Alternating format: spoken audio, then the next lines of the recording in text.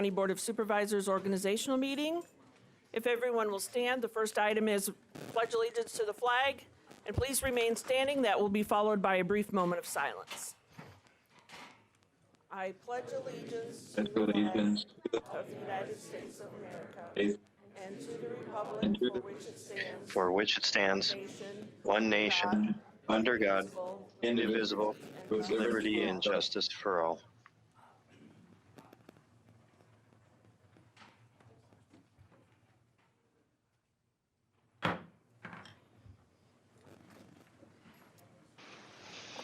I'd like to start out by welcoming everyone to the organizational meeting for the 2022-2024 term. I would ask everyone in the audience to please mute your cell phone or put it on vibrate so as not to disrupt the meeting. First item of business is to administer the oath of office to the supervisors who are present. And those of you on WebEx, I will ask you to stand as well and participate along with us. If everyone would stand, please, and raise your right hand. One moment.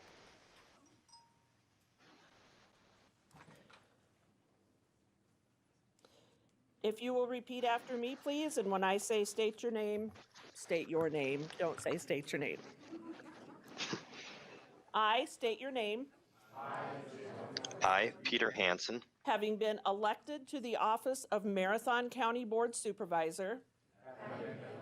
having been elected to the office of Marathon County Supervisor, Do swear or affirm that I will support the Constitution of the United States. do swear or affirm that I will support the Constitution of the United States And the Constitution of the State of Wisconsin. and the Constitution of the State of Wisconsin, Faithfully discharge the duties and will faithfully discharge the duties of said office to the best of my ability. of said office to the best of my ability. So help me God. So help me God. Thank you. If you would all have a seat and sign your oath of office, please. It's with Bruce Lamont. I was on mute, but I swore a lead. Yeah, it's still up there. Thank you. Supervisor Krause, Tasha will get yours for you. Supervisor Niemeyer will get yours to you as well. There are a couple seats open up here. There's one here. So any seat you like is fine. The next item is the reading of the notice. The organizational meeting of the Marathon County Board of Supervisors, composed of 38 members, will convene at the Marathon County Courthouse, Assembly Room, 500 Forest Street, Wausau, on Tuesday, April 19th at 7 p.m., and the agenda was duly signed and posted. Now we will proceed to roll call. When I call your name, please indicate that you are here. Arstead. Here. Baker. Here. Boots. Here. Book. Here. Cavelli. Here. Dickinson. Here. Drabeck. Here. Gibbs. Here. Gisselman. Here. Gonering. Here. Hanson. Here. Hart. Here. Hardinger. Here. Krause. Here. Lamont. Here. Longenhan. Here. Lemmer. Here. Marshall. Here. Mask. Here. McEwen. Here. Morash. Here. Niemeyer. Here. Oberbeck. Here. Opel. Ritter. Here. Robinson. Here. Rosenberg. Here. Seafelt. Here. Stoibert. Here.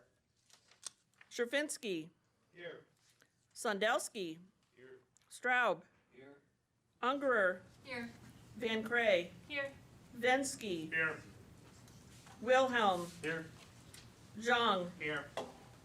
Thank you, ladies and gentlemen. And now I will recognize Corp Counsel Mike Purner. He has some comments to make. I just wanted to make the board aware, there was a recount that was performed for Marathon County Board District 11 Supervisor. The recount was completed yesterday, and the vote tally didn't change as a result of the recount. Pursuant to 9.01 sub 6A of the Wisconsin statutes, the non-prevailing candidate in a recount has 5 days from the completion of a recount to appeal that decision and the tally of the recount to the circuit court. As the recount was completed yesterday, the 5-day period actually ends on Monday, April 25th. Under Wisconsin Statute 760 sub 6, in the event a recount is requested, the county clerk cannot certify the election or issue a certificate of election until the time allowed for filing an appeal of the recount has run, or until formal notice is received that an appeal isn't being pursued. So at this time, the District 11 supervisor cannot be sworn in until that certificate of election can lawfully be issued. So for tonight's meeting, since we haven't received a notice that an appeal isn't being pursued, the District 11 supervisor won't be seated for tonight's meeting. I did consult, because this is a rather odd, unique set of circumstances, I did consult with General Counsel for the Wisconsin Counties Association, as well as corporation counsels from 2 counties that had dealt with this fact pattern in the past, and both agreed with that analysis. So I just wanted to make the board aware of that piece before we moved on. Thank you. Thank you. Next item of business is the election for County Board Chair. So at this time, I will formally open the floor for nominations for the position of County Board Chairperson. Historically, nominations of individual supervisors have been made by motion and second. The moving supervisor, the seconding supervisor, and other supporting supervisors are allowed to make statements of support regarding the nominee's candidacy. If you intend to make such a statement, I ask that you please be recognized by the chair. The board's rules relative to decorum of comments will be enforced during the nomination process. I now open the floor to nominations. Supervisor Seefeld. Yeah, I make a motion to nominate Kurt Gibbs. Is there a second? Supervisor Jean? Second. Supervisor Boots with a second? Can I make a comment, please? May I ask who is speaking? Supervisor Boots? Oh, I thought it came from the WebEx. I'm sorry. Sneaky. Supervisor Boots, you are recognized. Thank you. Thank you. Supervisor Gibb has been chairman of this board for 8 years, most of this time while running his accounting business. Supervisor Gibb exhibits the kind of work ethic and professionalism that one wishes were characteristic of all public servants. To find such constant striving to improve policy in a part-time board member is a rarity, especially considering there are virtually no personal rewards for doing so. The reality is Supervisor Gibbs enjoys serving this county. I would ask this new board to consider voting for Supervisor Gibbs for the following reason. He is fair. In this politically charged environment, it is important that the chair plays a neutral role as the board's leader. If he is elected chair, I assure you that your voice will be heard. He has the experience needed to do the job as spelled out. This is a very complex board with many moving parts. It requires a chair who is both experienced and has the knowledge of our county's governance process. He is a great resource for this county, serving both on the WCA and the NACO board. These are non-paid positions that Supervisor Gibb volunteers for to make sure this county is up to speed with state and national trends, spending countless hours in meetings and trainings to make sure we are poised to meet upcoming challenges. In conclusion, Supervisor Gibbs has the initiative and the dedication this job requires. I have no doubt that if elected, he will continue to lead the board forward through good and bad times, facing challenges they come and making sure all 38 supervisors have the resources they need to make informed, well thought out decisions for this company or for this county. Thank you for your time. Thank you. Any other comments? Supervisor Van Cray. Thank you, Chair Clerk.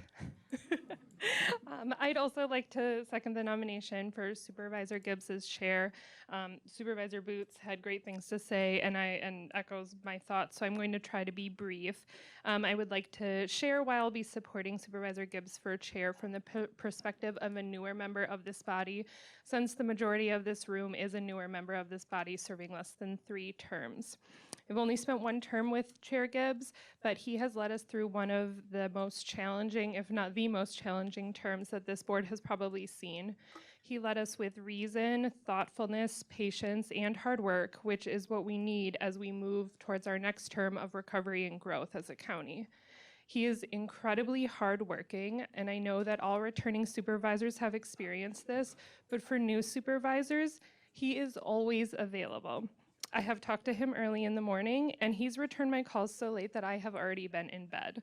And that's okay with me. I appreciate him getting back to me.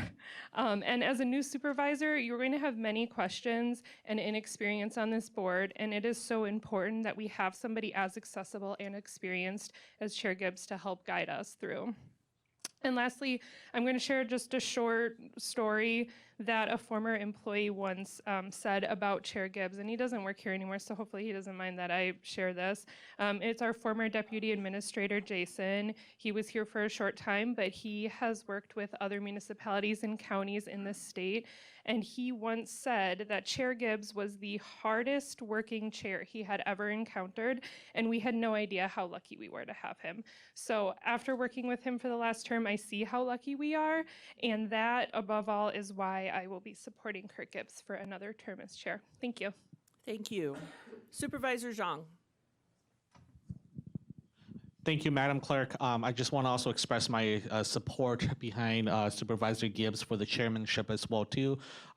Supervisor Gibbs has been a well-known individual, not only in our local community here, but also statewide with every county supervisor that I've spoken with. All they said was great things about Supervisor Gibbs. I think one of the things that as a supervisor here we need to know is that we need to have a chair that would be able to protect the rights of all speakers, of all supervisors, and I can definitely see that with Supervisor Gibbs. I think as Supervisor Van Crey said, we are very fortunate to have him as a leader and as an asset to our community here. And being the chairman sometimes requires you to work 40 to 50 hours a week, if not more, and Supervisor Gibbs has definitely done that in the past, so I will be supporting him for the chairmanship as well. Thank you. Any other comments regarding the nomination for Supervisor Gibbs? Okay. Are there any other nominations for chair? Supervisor Baker.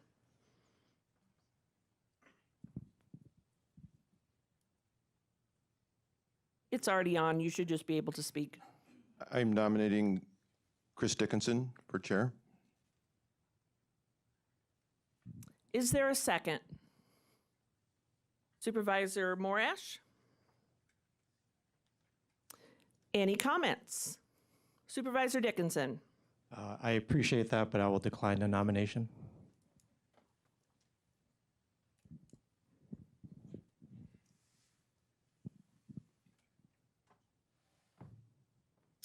Any other nominations for the position of County Board Chair? Supervisor Hardinger? I'd like to nominate Supervisor David Baker. Thank you.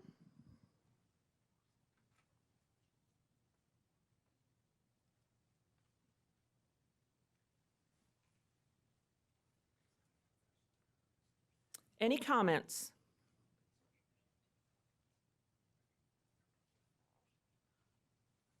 Seeing none, any other nominations for the position of County Board Chair?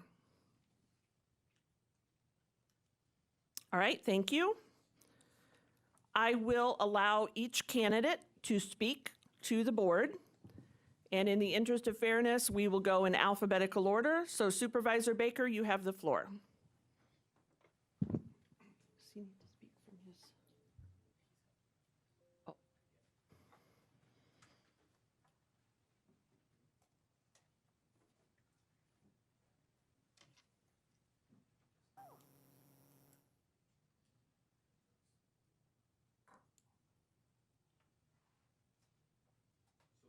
have spoken and created what is perhaps historic change on the Marathon County Board. Sorry. The voters have spoken and have created what is perhaps historic change on the Marathon County Board. I spoke to between 1,000 and 2,000 voters in 2021. Our new supervisors have knocked on probably 5,000 to 10,000 doors and talked to thousands of voters. What lessons can we learn from these? Number one, we need to focus on the county's business. Number two, protect and defend the constitutional rights of our citizens. And number three, smaller, less intrusive government. I can say with confidence that these are the issues that the voters care about because these are the issues that we campaigned on.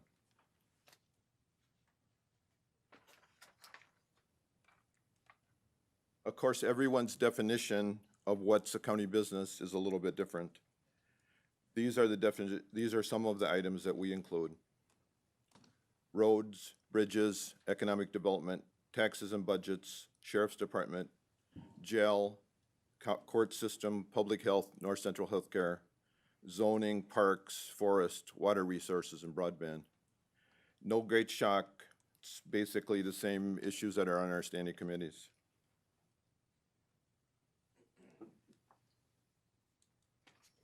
These are what we think is not the county's business.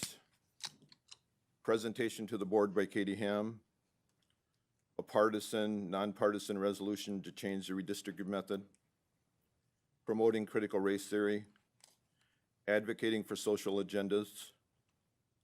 There's other things that not just the left that we think isn't the county business.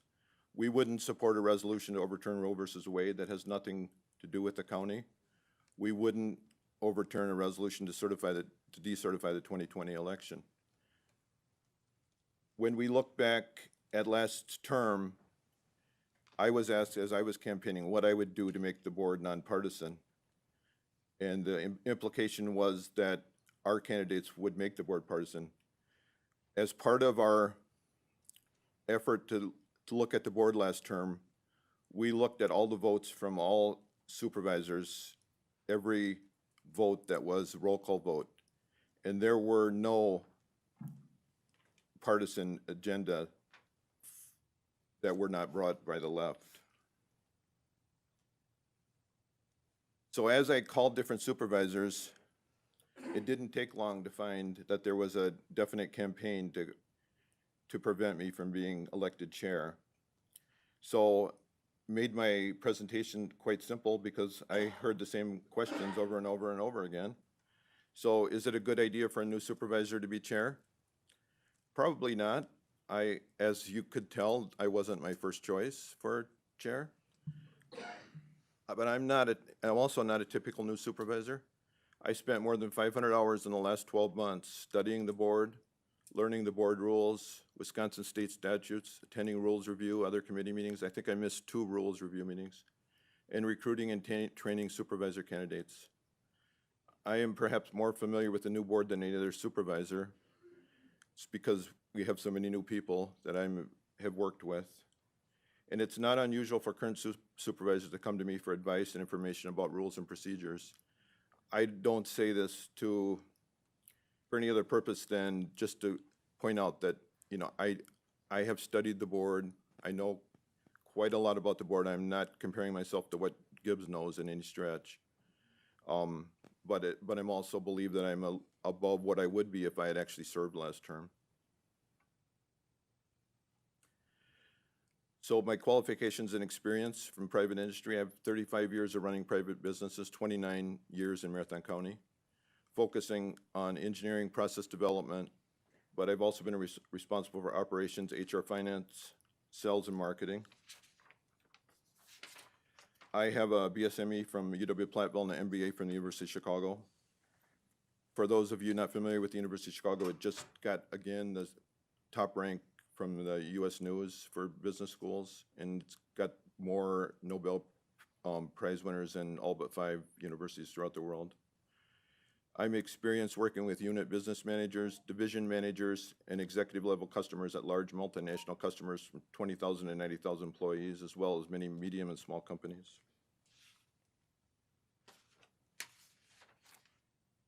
My experience includes turning around a company, taking it from 25% loss to 5% profit. And that this experience is particularly relevant because it involved changing the culture of an organization that wished I wasn't there. So next question that people asked, do you have time to do the job? Yes, I do. I will focus on running the board and carrying out the chair's responsibilities in an efficient and effective manner. I expect and hope to be able to do the job in no more than 20 hours a week, but I will do what it takes to do a good job. I will be respectful of your time, and I ask that you be respectful of mine.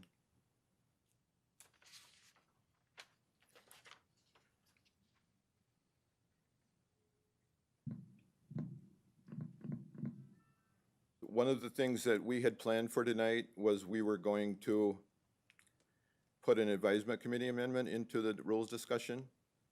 I talked to Chair Gibbs yesterday, and he was quite against that, and we basically would have to take action tonight, which could not put on the agenda. So we're going to pull that from the meeting. That will save like 45 to 60 minutes. And we're also pulling a proposed amendment to the Rule 6M, which is about 15 to 30-minute meeting time reduction. So, you know, we're not going to waste your time with that because we can't do anything with it. So that's an hour and a half off of the meeting time tonight. If you look at the orientation on Wednesday, that was 5 hours of our time. We didn't get through the department overviews and budgets, one of the most important parts for me, and we had to come back and do our laptops again. So I think that's an example of some time that we could save quite a bit of time if with proper organization.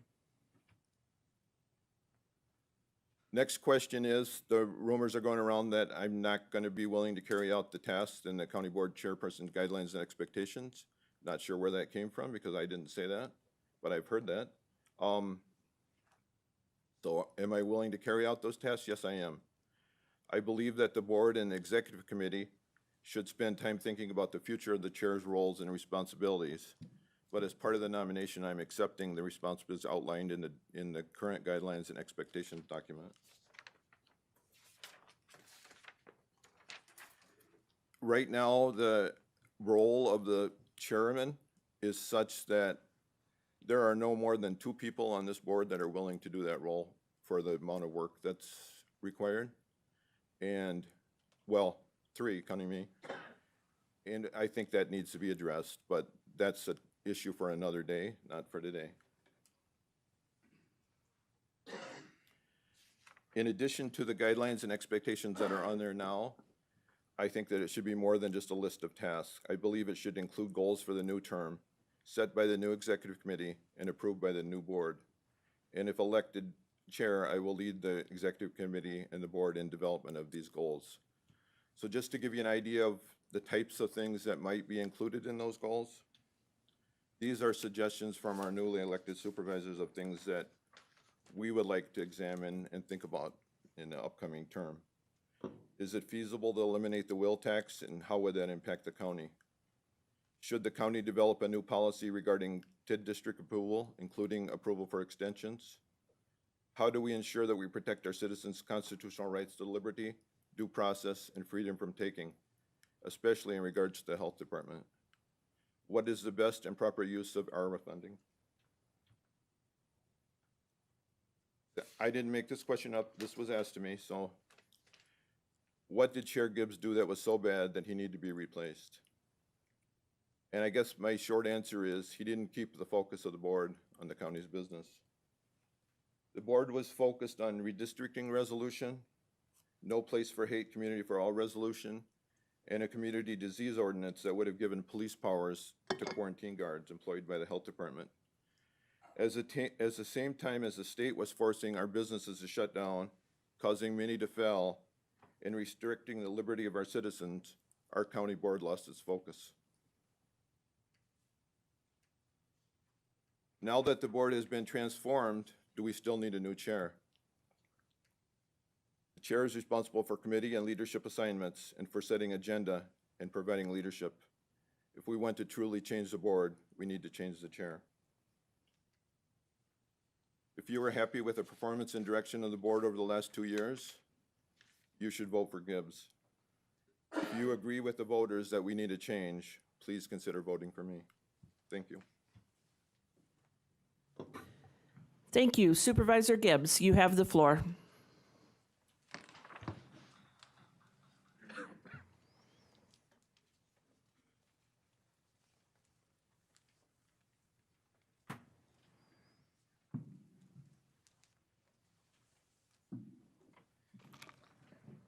Well, thank you, Madam Clerk and Acting Chair. First, let me say to each and every one of you, thank you for your willingness to serve the citizens of Marathon County. Let me tell you just a little bit about myself. Service has always been a huge part of my life. 6 years in the Air Force, 3 years in the Wisconsin Army National Guard, 19 years as a volunteer firefighter, 6 years as a first responder, and most recently, 16 years on this county board. Our vision is to be the healthiest, safest, and most prosperous county in Wisconsin. It's written on the wall. One of the things that I'm very proud of is that these words on the wall were developed by Marathon County Board Supervisors. Each one of you have ideas on how to achieve and get us closer to that goal. It is our role as a board to continue to work for that vision. And I believe it is the chairperson's job to develop a plan to achieve that goal, but to facilitate the board's work in developing that plan together. My opponent has brought up many things that he and I disagree on. I do not believe that it is wise in our time to debate them tonight. Having served as the chair of the board for the past 8 years, I would like to take this opportunity to let you know a little bit more on how I view the role of the board chair. The role of the board chair is to facilitate the will of this board, not their own personal views. It's the chair's responsibility to ensure that all the board members have equal access to speak, equal opportunity to bring their ideas forward, to be heard and respected for their opinions, and yet, if we disagree, it is to be done so respectfully and with decorum. Our board rules should not result in ever diminishing or impeding these basic foundations. You will see my tenure as chair, the committee appointments were consistent with the requests of the supervisors. I also appointed new supervisors to be vice chairpersons on various committees, allowing them to grow in knowledge and leadership. This provides for a stronger government. I'm not going to make a lot of promises to you other than I will and do my very best to carry out the will of this board. We do not execute our power as individuals, but as a collective body. That is the hallmark of representative democracy. The reality, nobody knows what challenges will face us over the next 2 years. I will cite just a few examples that I have seen in my term as chair. Within the very first 24 hours of being elected chair, the first time, we had a major fire in Marathon County in our highway department over on Highway 97. And that destroyed the building and destroyed all of our road equipment that we use for plowing roads. Yet, we had a snowstorm expected to happen within the week. We had to make arrangements. We did. We made arrangements with neighboring counties to assist us in getting the roads continued plowed. Not to speak of the pandemic that happened 2 years ago and all of the challenges that that brought. There also was a challenge that was with one of our neighboring communities, that being Broco. People seem to forget Broco was on the verge of bankruptcy. The county facilitated discussions along with the two towns, and there was a solution resolved. When the unpredictable happens, I believe you can count upon, I can be counted upon to do what is needed to support the work of the board. I spend an average of 20 to 25 hours a week, many times more in this office, fielding calls from citizens, meeting with county staff, assisting other supervisors, preparing for committee meetings, performing other work to affect the will of the board. Those of you who have stopped by my office know that I have an open door policy. I welcome any supervisor to meet with me to discuss issues facing them and their constituents. I will treat each issue fairly and objectively. A chairman must have a solid understanding of the complexities of Marathon County in both the metro and the rural areas. In the past, there's been animosity between the rural and the metro areas. I'm proud to say that through building meaningful relationships through the county and facilitating board discussions, we've been able to move past that with my leadership. Everyone must look at what's in the best interest of Marathon County as a whole. Marathon County has 24 departments, various boards, commissions, committees, task force. The chair must understand the opportunities and the challenges of each of these departments as they face the challenges delivering services to the citizens of Marathon County. This board has valued its involvement in two organizations that advocate on behalf of counties. Those two organizations are the Wisconsin Counties Association and the National Association of Counties. To illustrate the value of attending WCA meetings and events 5 years ago in La Crosse in the annual convention, we were made aware of an opportunity to be involved in opioid litigation that was brought forward by the Wisconsin Counties Association. Because of that involvement, Marathon County is and will be receiving in excess of $1 million to help combat the opioid crisis that faces the citizens of Marathon County in the very near future. There's also 2 additional portions of that litigation that are not completed yet.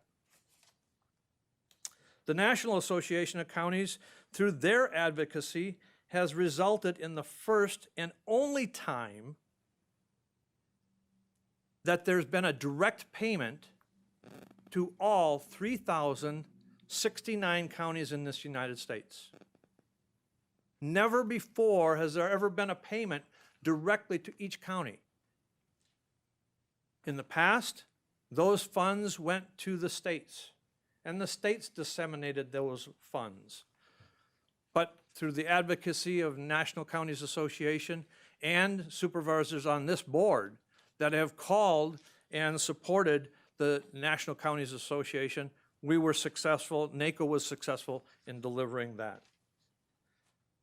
Some of our successes in the past 2 years will result in broadband being expanded for the first time in 13 years. That progress will install up to 500 miles of fiber and multiple towers, delivering broadband to the rural areas in this county that has not been seen in the past, along with an expansion of cell service. And if planned, and if as planned, there will be no cost to the taxpayers of Marathon County. Many of you may not understand this now, but believe me when I tell you there comes with this job a humility that the chair must have. I do not walk in here with wearing blue or red stripes. I have had people from both sides of the aisle speak in support of me earlier. Both of them will tell you that I have caught flack from both sides, which tells me that I'm where I need to be. Neutral, a neutral party with the best interests of the citizens of Marathon County at heart. As elected officials, we have the responsibility to check, to check our preconceived notions at the door and be open to learning and growing in ways that we may not expect today. This includes talking with and listening to people that 2 weeks ago you may not have desired to. These are the qualities of a true, humble public servant. I have witnessed many successful leaders that have exhibited these characteristics. Tonight, I humbly ask for your support as I seek the election of your chair, and I would be honored to serve you, the staff, and the residents of Marathon County. Thank you. Thank you. Per Wisconsin statute, vote for chairperson is done by secret ballot. For those supervisors in attendance, we will pass out a blank slip of paper on which to cast your vote. Without objection, Corporation Counsel Purner and Tasha Rinaldo from administration will assist as ballot clerks to tally the votes. Once you write your vote, please fold your paper twice and return it to Tasha. For those supervisors attending virtually, Corporation Counsel Purner will contact each of you individually for your vote. During the voting process, I ask that you please keep your microphone muted and turn off your video so as to preserve the secrecy of your ballot. Corporation Counsel will submit your vote by writing it on the same ballot paper used by those supervisors present in person. Once all votes are cast, the ballot clerks will assist in tallying the votes. Each ballot clerk will independently verify the total number of votes cast for each candidate. We will hand out the ballots.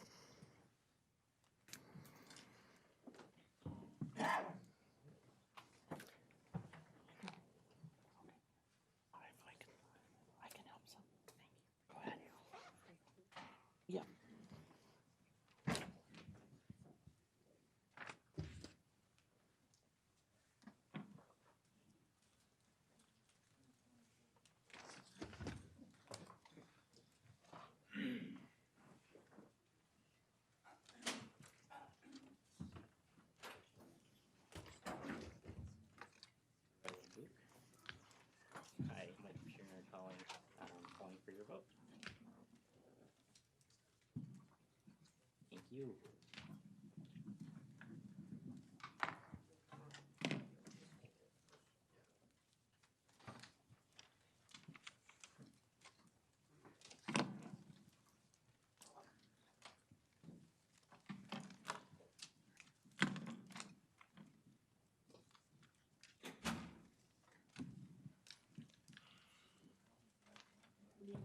Supervisor Hanson, Mike Purner calling for your vote. Thank you.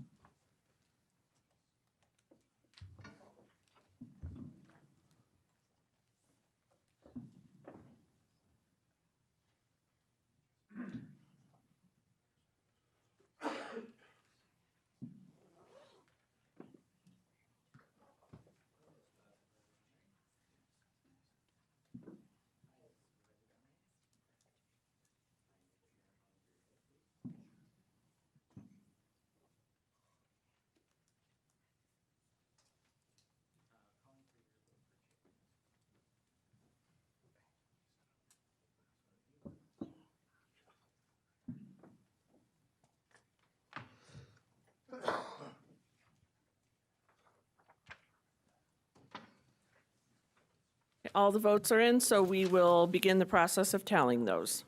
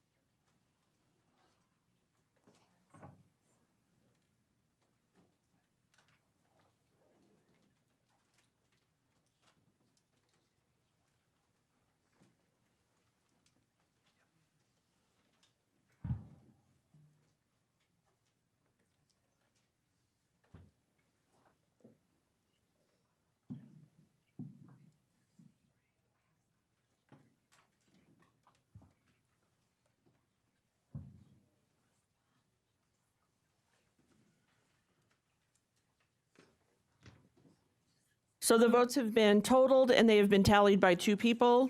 We have Supervisor Baker with 13 votes, Supervisor Gibbs with 24 votes. Congratulations, Supervisor Gibbs.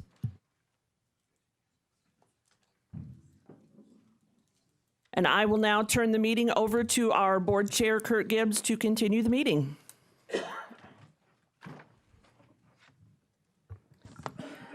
Just as another note, by state statute, these ballots are kept in my office for the remainder of the term. If anyone would like to take a look at them at any time, you are more than welcome to do so.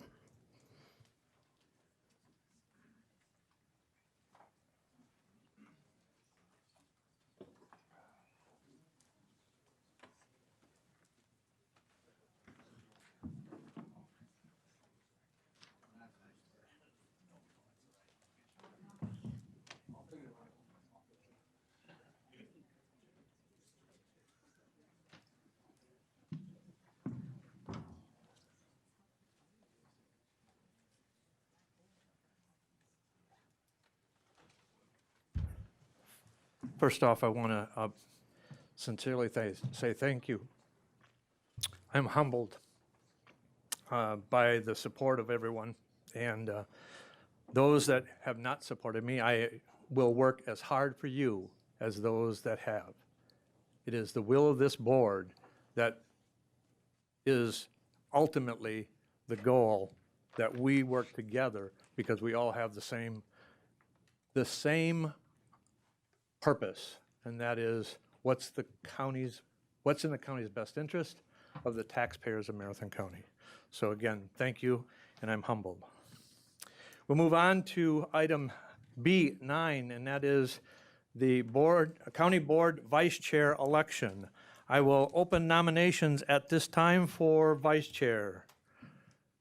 Supervisor Mask. Thank you, Mr. Chair. I'd like to nominate Craig McEwen. Second by Supervisor Arstead. Thank you. Is there any other nominations or any seconding speeches?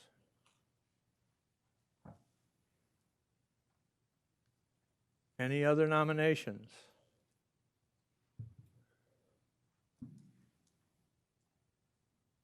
Okay, any other nominations?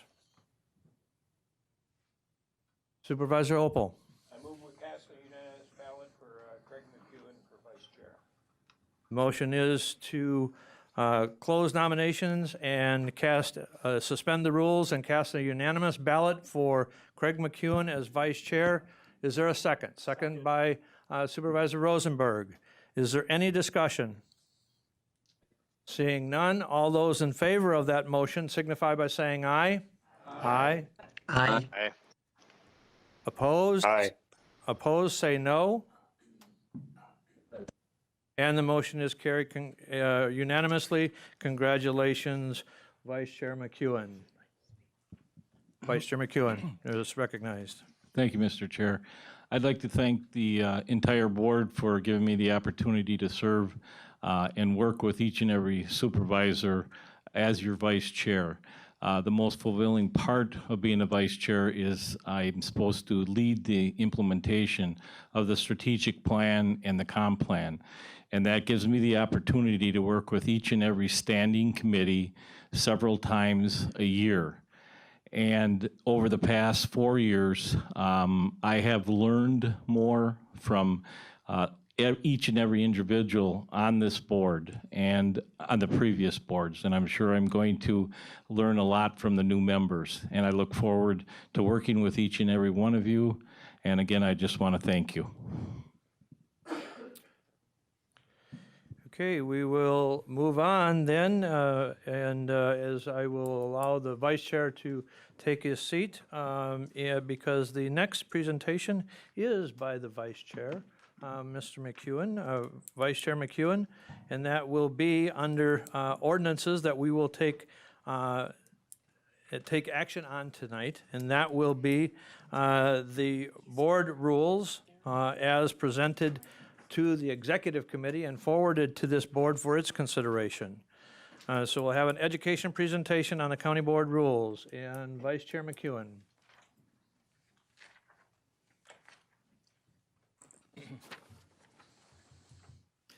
Thank you, Mr. Chair. And again, welcome to all the new county board supervisors and of course the returning supervisors. The next portion of the meeting, Administrator and Leonard and I are going to be reviewing Chapter 2, the governing body, which contains Section 2.01, which is the County Board Rules and Procedures. Also, we will be touching on Sections 2.02, 2.03, 2.04, 2.06, 2.07, and a small portion of Chapter 4, which deals with position allocations. Everyone hopefully has a copy of the 67-page rules that is also on the TV monitors. The Rules Review Committee was staffed by Administrator Leonard, Corp Counsel Mike Pruner, and County Clerk Kim Trueblood and their staff. I want to thank them for the numerous hours that they put in with helping the Rules Review Committee develop the new proposed recommendations for this county board. I'd also like to thank the supervisors who were part of the Rules Review Committee with me, and they were Sandy Seiler, Rick Seefelt, Jacob Langahan, John Robinson, Brent Jacobson, and Arnie Schley, who sadly passed away. We worked on these rules for 7 months and put many hours into each meeting. The Rules Review Committee, just to give you a background on it, the Rules Review Committee was asked or tasked with reviewing the rules from last term and making any recommendations for changes. And we did get recommendations from several different areas. During the past 2 years, several supervisors had made suggestions and asked when the Rules Review Committee did form that we look at some of these rules for possible changes or revisions. And we also got recommendations from staff and from citizens, on items that they wanted the Rules Review Committee to review. The rules, like I said, are 67 pages.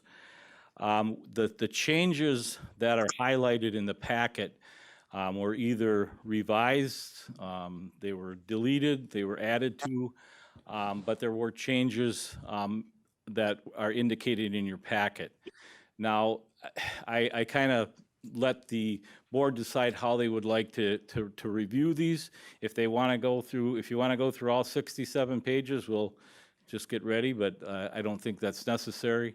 But if there are any particular rules or amendments or changes that you would like to propose to the board, we welcome those recommendations, and it would be considered by the entire board. And if the board so changes to make these or chooses to make these recommendation changes, they would be done because these are the rules of this board.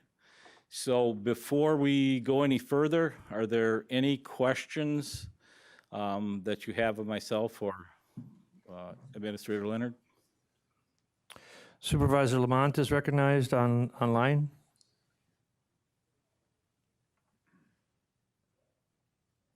Thank you, Mr. Chairman. Under Rule 1, I had a question. I understand that if at the business meeting, if someone's out of town and can't make the meeting, they can't vote. But will there still be WebEx so that I could stay up to date if I missed? And would it show if I attended, and would it be as an abstain?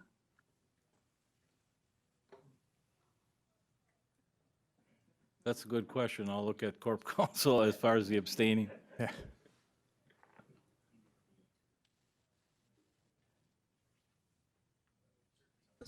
As the rules are written today, Supervisor, it is not contemplated that WebEx would be available. However, just so you're aware, all county board meetings are recorded and available for review on WebEx, and they're also televised live as the board meetings. So they would be available that way. However, they're not weren't televised, or they are not going to. They're, as the rules are proposed, there was not going to be a WebEx offering. Does that answer your question, Supervisor Lamont? Yes, it does. Not in a satisfactory way, because I was wondering if I could still be present, but just not voting if I missed. I'll have the Corp Counsel respond to the question. Thank you, Mr. Chair. As the rules are currently written for business meetings that occur regularly on Tuesdays, supervisors have to be present in person to be counted as attending. There certainly is a YouTube streaming option, but that wouldn't count as attending. You would be able to watch the stream live, but not counted as attending, as the rules are currently written. Okay. Thank you. That does help to know I can just watch it recorded. I guess I forgot about that. Thank you. Thank you. Okay, any other questions for Vice Chair McEwen? Supervisor, please hold up your name tag, please. Supervisor Marash? Thank you, Chair Gibbs and Vice Chair McEwen. I have a question and a proposed amendment for Section 2.05, subset D, where it says membership. This is in relationship to the Board of Health. Membership, total of 9 members consisting of at least 3 of whom are not elected county officials and no less than 3 county board supervisors. I wish to amend that to 5 county board supervisors. And then when we get down to E, where it says member term, Board of Health members are appointed by the county administrator and confirmed by the Marathon County Board of Supervisors. Citizen members are appointed for a 5-year staggered term. I would like to amend that to have citizen members appointed for 2-year staggered terms as the other boards, the other committees are. The third thing I have is down in F, duties and responsibilities, where line 7 was struck out, assure accountability of the local health department. I was wondering why that was struck out, and I would prefer to have that remain in there. Thank you. Administrator Leonard, the Board of Health appointments are made by the administrator, and I believe they're statutory, but I'm going to ask Administrator Leonard to explain that. Thank you.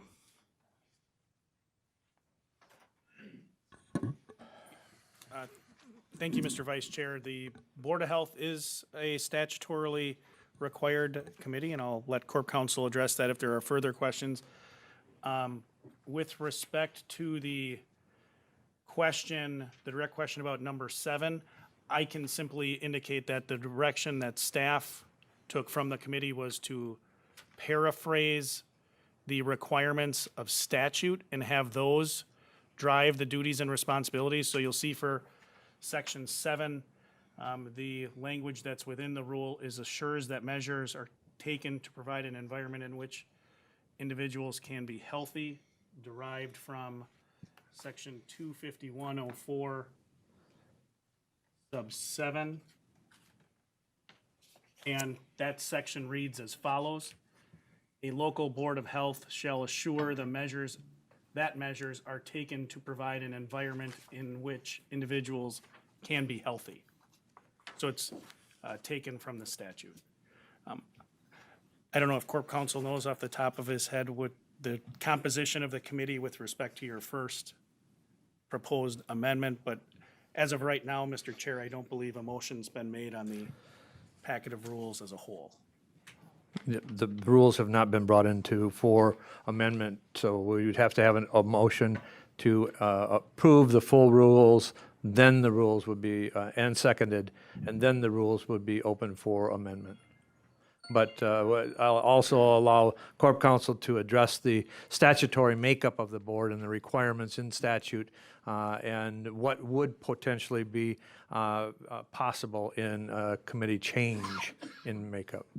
Thank you, Mr. Chair. So the local Board of Health is under statute 25103.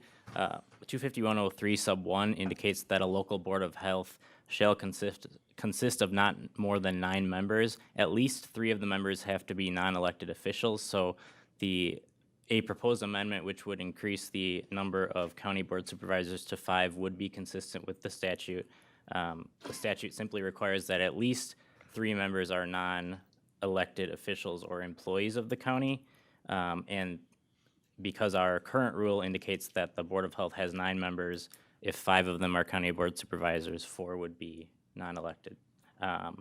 And as to the term of office, there is no requirement in 25103 of how long the non-elected or elected members of the Board of Health are members of that body. So an amendment changing the term for the non-elected members from 5 years to 2 years would also be not inconsistent with the statute.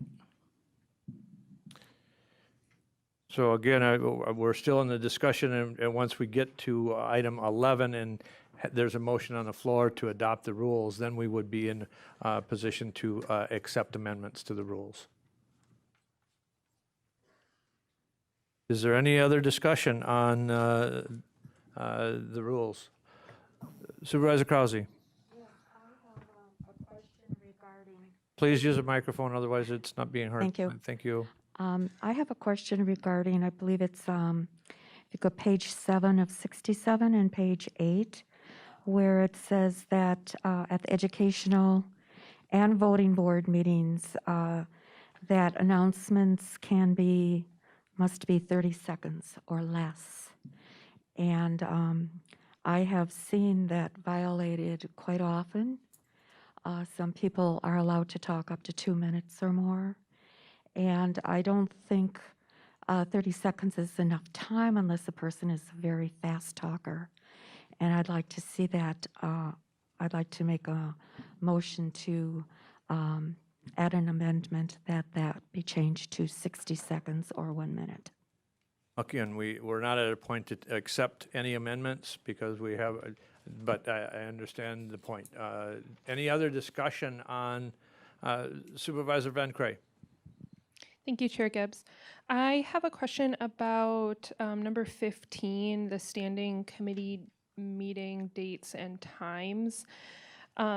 So it spells out the times and days that these committees will meet, and I'm just curious if there was a reason that those times would need to be changed. Is that allowable since they are spelled out clearly in our rules, or would they have to meet at those times, and if a quorum couldn't be met, then the meeting would be canceled? Again, I'll ask Corporate Counsel to answer. Thank you, Mr. Chair. So in the current draft of the rule, standing committee chairs are allowed to call special meetings of the committee outside of the normal business date and time. So if the committee can't meet on a particular date as outlined in the rule, the chair can call a special meeting. These dates and times that are set forth in there, my understanding was the wishes of the Rules Review Committee was to have those as, these are the established times subject to the changes that could be proposed if needed by the chair of the standing committees. However, the Rules Review Committee was looking to have some sort of standard schedule in place as well. One other consideration that was brought up during that time was the staffing for all of the standing committees is going to be shifting from where it currently is, and in most cases administration, to the clerk's office. And there was consideration to not have as many meetings after hours for consistency for clerk continuity, along with the consideration for the courthouse security needs and stuff as additional costs that were added when courthouse security is needed after hours. And if I just may add one thing, also, what the Rules Review Committee discussed is we felt that if the new members or all the members knew what time and dates and days that these committees were meeting before they decided to choose a committee, it may help them decide what committees they wanted to serve on, knowing that a Thursday might not be good, or in the afternoon's not good, or early in the morning's not good. So for the convenience of the board members being able to look at the times and dates of the meetings, and like Corp Counsel said, they can vary. In fact, public safety was set at 1:30, and then it was changed to 3 o'clock so that they were just all consistent. The only other committee that meets besides not at 3 o'clock, excuse me, is the infrastructure committee, meets at 9 o'clock in the morning. So like I said, it was also for to give the opportunity of the supervisors to look at what time these standing committees meet. Thank you. Supervisor Carvelli. Thank you, Mr. Chair. Can you tell us what the normal staff hours are? Normally, though, they are 8 o'clock until 4:30. That's the normal courthouse, also open hours where courthouse security is here. Any other? Supervisor Hart. Yeah, I just had a question as a new supervisor. How were the committee schedules before? Like, how were they set beforehand? Well, public safety was at 1:30. Infrastructure was at 9 o'clock. EEED committee was at 4, ERC was at 3, and HR Finance and Property was at 3:30 and 4 o'clock. They have two, HR Finance and Property has 2 meetings a month, and one was 3:30 and one was 4 o'clock. Go ahead, Supervisor. And I more meant, like, how were they scheduled beforehand like this? Like, before the entire county board met like this, where they're spelled out already? No, this is something new. Thank you. Supervisor Langenhan. Thank you, Mr. Chair. Just to add on to the recent comment, Supervisor McEwen, Vice Chair McEwen, congratulations, by the way. Correct me if I'm wrong, but the way that we did the standing committee appointments before was essentially the standing committee would meet together and they would talk about what dates and times that they were available, and then it was responsibility of the chair to set that date and time. Now, one of the advantages of spelling this out in our rules is that, well, we take that process out of here and we take a little less chaos out of the meeting system or out of the committee system. So I like this because it standardizes it. I support this in committee. I'm going to support this tonight. Thank you. Thank you. And I forgot one committee, Health and Human Services, was also 3 o'clock. Supervisor Krause. Health and Human Services met at 4 o'clock. Oh, that's what I meant. Any other discussion? Any other?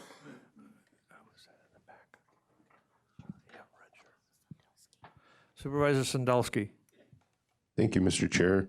I got a question here on public comments. It's 10A7. I would like to see the part removed where the public comments are only related to the items on the agenda, because I believe it's actually a constitution, like we took the oath to the Constitution, and it's the public's First Amendment right to speak on whatever their concerns are within the county.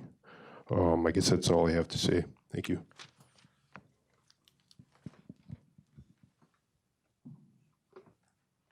I'll ask the Corp Counsel to address the concerns initially.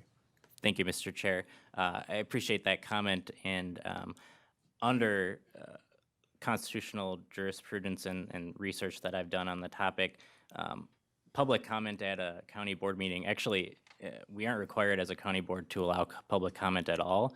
If we do, we're creating a limited public forum for the public to participate. There can be reasonable rules that are put into place regarding that comment. There's actually a court case on point that indicates it is constitutional and in order for a county board or a governing body to put in a rule that requires comment to be germane to an agenda.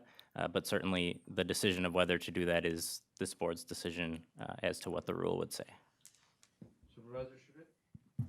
Supervisor Shavinsky. Thank you, Chairman Gibbs. I would like to respond to the corporate counsel and with thank you for the guidance relative to statute. I think what we're advocating here is that, and part of the discussion is that while a time limit is reasonable and necessary, that we do not need to put a limitation on the actual comment content from the public, because they don't necessarily know what the agenda is going to be. That person is coming, that citizen is coming for some issue that's on his or her mind, and we would like to not see that restricted. Supervisor Zhang. Thank you, Mr. Chairman. I just have a clarifying question here as well. Under the public comment identify information of speakers, it states that the individuals must state his or her name and the address. I guess we had a situation, if I recall from this past term, where an individual expressed that if they were homeless, what would they put down as their address here? I'm just kind of just a question about how we would clarify that as well too. Just throwing that out there as well. Okay, I'll allow the Corp Counsel to respond. Thank you, Mr. Chair. the rules regarding public comment don't specify what to do in that situation. The rules do indicate previous practice had been to require the name and address be spoken aloud. This revised rule actually just requires that the name and address be presented to the clerk prior to the commencement of the meeting. So if someone were to come to the, if I was asked this question hypothetically, if someone was to come to the clerk and indicate, I don't have an address, I'm homeless, the clerk would take that information down, but I don't think it would be required that someone provide an address if they didn't have one. Any other discussion?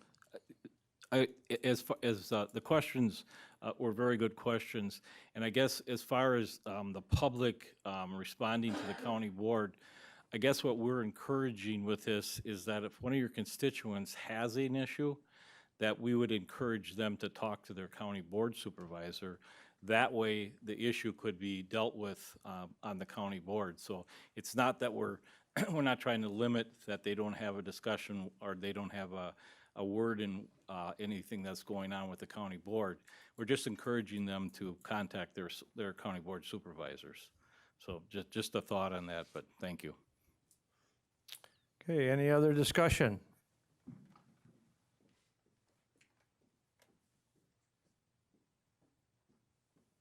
All right, we will move on then to item number C11, and that is Chapter 2 of the General Code of Marathon County Board Rules of Procedure to include chairperson's guidelines and expectations as referenced in the county board rules. Ordinance 10-22. What is your pleasure? Motion by Supervisor Boots.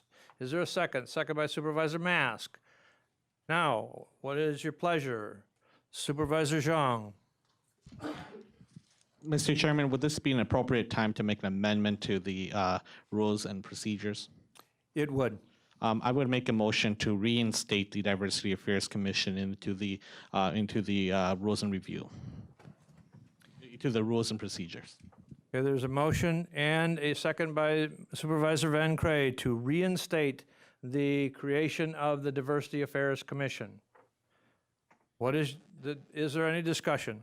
Supervisor Zhang. Thank you, Mr. Chairman. I just want to state that I know that there's been some concerns about the Diversity Affairs Commission, but I want to state that the Diversity Affairs Commission has, in the past, always been, and even in this past term here, has always followed along the lines that were given to us by the guidelines that was given to them by this very body here. The Diversity Affairs Commission has accomplished many of its tasks, and in the past, it was established as a result of the WASA 2000 to address the waves of incoming Hmong individuals and refugees. Throughout its existence, it addressed the domestic violence, the murder-suicide issues that developed in the early 2000s. It addressed employment, housing, interpretation. It addressed a lot of the legal problems that existed as well too, along with attempting to develop a Marathon County Leadership Coalition that would help address and retain young talent and prevent brain drain from the local community. It wanted to develop studies on the Hispanic community as well too. And with the new refugees that's coming to Marathon County here, it would be unfortunate if we would be going backwards rather than continuing forward. There's a lot of challenges that we are still facing, and we need to address those challenges. And I think having the Diversity Affairs Commission as an area where individuals from the minority population are able to express their thoughts and also share their experience would be an ideal platform for individuals to talk. If we're concerned about individuals not being non-elected officials making decisions, I do want to state that this commission here is an advisory committee and it doesn't make that decision. It's an area for individual to be able to express their concerns, have those discussions, have proper discussions, and bring their recommendation to the executive committee for discussions. And if we are concerned that there's not enough elected officials on there, well, we can always increase it and add more county board supervisors to it as well. So, the Wisconsin County Association has expressed the importance of a diversity and inclusion organizations. And in the past 2 years here, we've seen that there's counties such as Portage County, Winnebago County, establishing county diversity inclusion committees and commissions as well. So I would strongly request and hope that this board would support that as well. Thank you. Any other discussion? Can we get a clarification on the motion? Thank you, Mr. Chair. I just wanted to clarify, Supervisor Zhang, the intent of your motion. Is it to reinstate the Diversity Affairs Commission under 2.05 sub 4, as well as its reporting requirement to the Executive Committee under 2.04 sub 3G? Yes, Okay. that is correct. Thank you. Okay, Supervisor Krause. Thank you, Chair Gibbs. I am not on the Diversity Commission. I am a board member, and I did attend about, I'd say maybe 5 or 6 of their meetings. Just because I am an older person, a female, and disabled, and I brought up some issues at that meeting, and I've noticed when I attended the meeting that there were many very good issues and discussions that they had. Lance Lender attended the meetings and made some very good suggestions. And they were looking over the employment rules for Marathon County and updating them. They added a lot of very, very good ideas. So I think it's a valuable committee. Our population, minority population, is growing, and women are being more aggressive and taking part in society more than ever before. And we have an influx of minorities now in this area. And I think this county or city has decided to have minorities come in through refugees, immigrants, and I think we should meet with them and talk with them. If this committee or commission is stopped, I think we will go backwards, because anytime you do not bring these issues up into the public's ears and eyes, that they are forgotten about. They are discarded and ignored. So I think this commission serves a purpose, and I'd like to see it continue. Thank you. Supervisor Shafinsky. Okay, one of the reasons that we had such a turnover on the county board over the last 2 years is the fact that the county board spent much of its time not actually addressing the business of running the county. And in turn, I'm going to focus right on the Diversity and Affairs Commission committee. A lot of,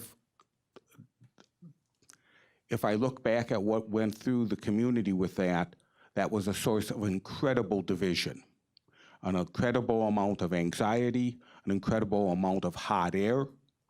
And really, it moves away from the purpose of running the county. Now, you can talk about diversity and inclusion, and that's kind of, back to the motherhood and apple pie. How can you say that's a bad thing?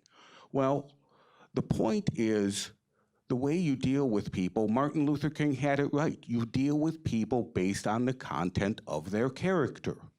And the people that were voted in as supervisors, the reason that there was a turnover that there was is that it was felt by the voters that this board was not focusing on dealing with the county's business, but was rather pushing a very hard left Marxist agenda on the county, which is not desired by the population of this county. That's why we had the turnover that we have on the board.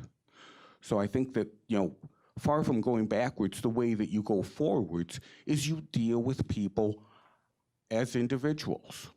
And if you deal with people as individuals and you deal with people as you would like to be dealt with, the golden rule, treat others as you would like to be treated, there's no purpose behind this except to push an ideological agenda. Wrap it in pretty words, but it's really pushing an agenda that does not need to exist. And this does not actually do the county's business. Any other discussion? I would also inform all county board supervisors to please direct all comments to the chair. Supervisor Van Cray, please. Thank you, Chair Gibbs. Let's talk about the business of the county is to make Marathon County the most prosperous county in the state. We, those of us who are returning, heard from many people over the past term about their dissatisfaction of the diversity and inclusion shown in our county by our county leadership and our citizens here, to the point where people emailed us letting us know that they previously stopped in this area on their way up north while they were traveling to enjoy our restaurants and our parks and the things that they had to do here, sometimes even making it a destination.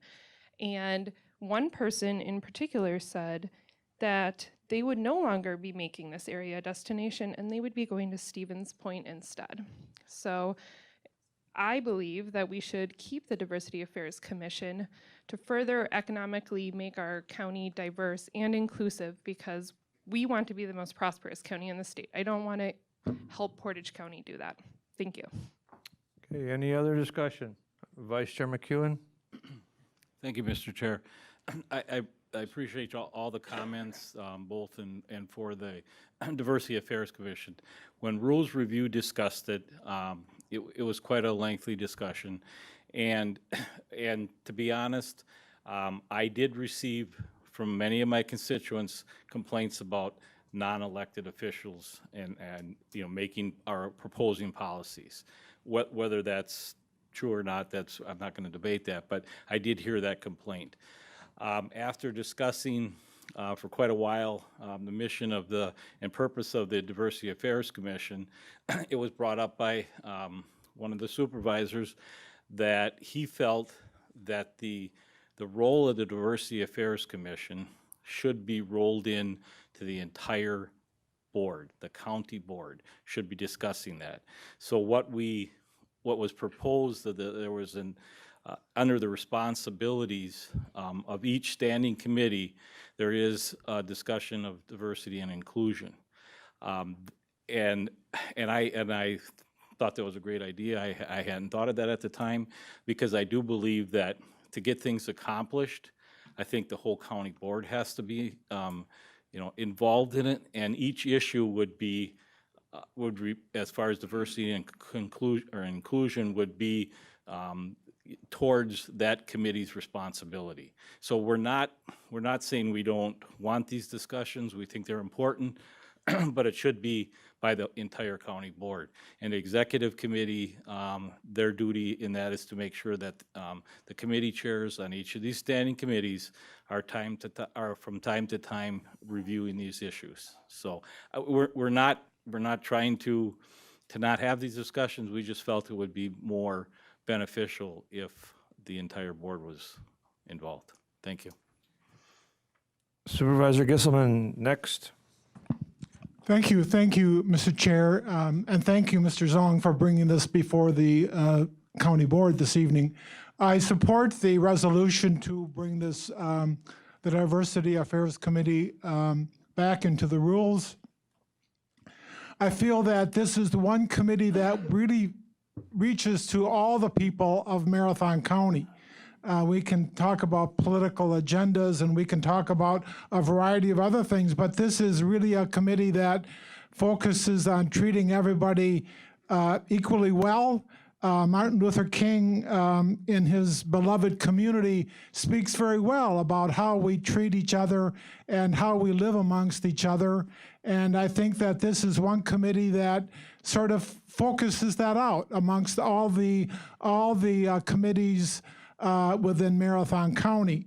If we take a look within the Chamber of Commerce, has recently initiated a mosaic program within Marathon County to be looking at the diversity makeup of this county.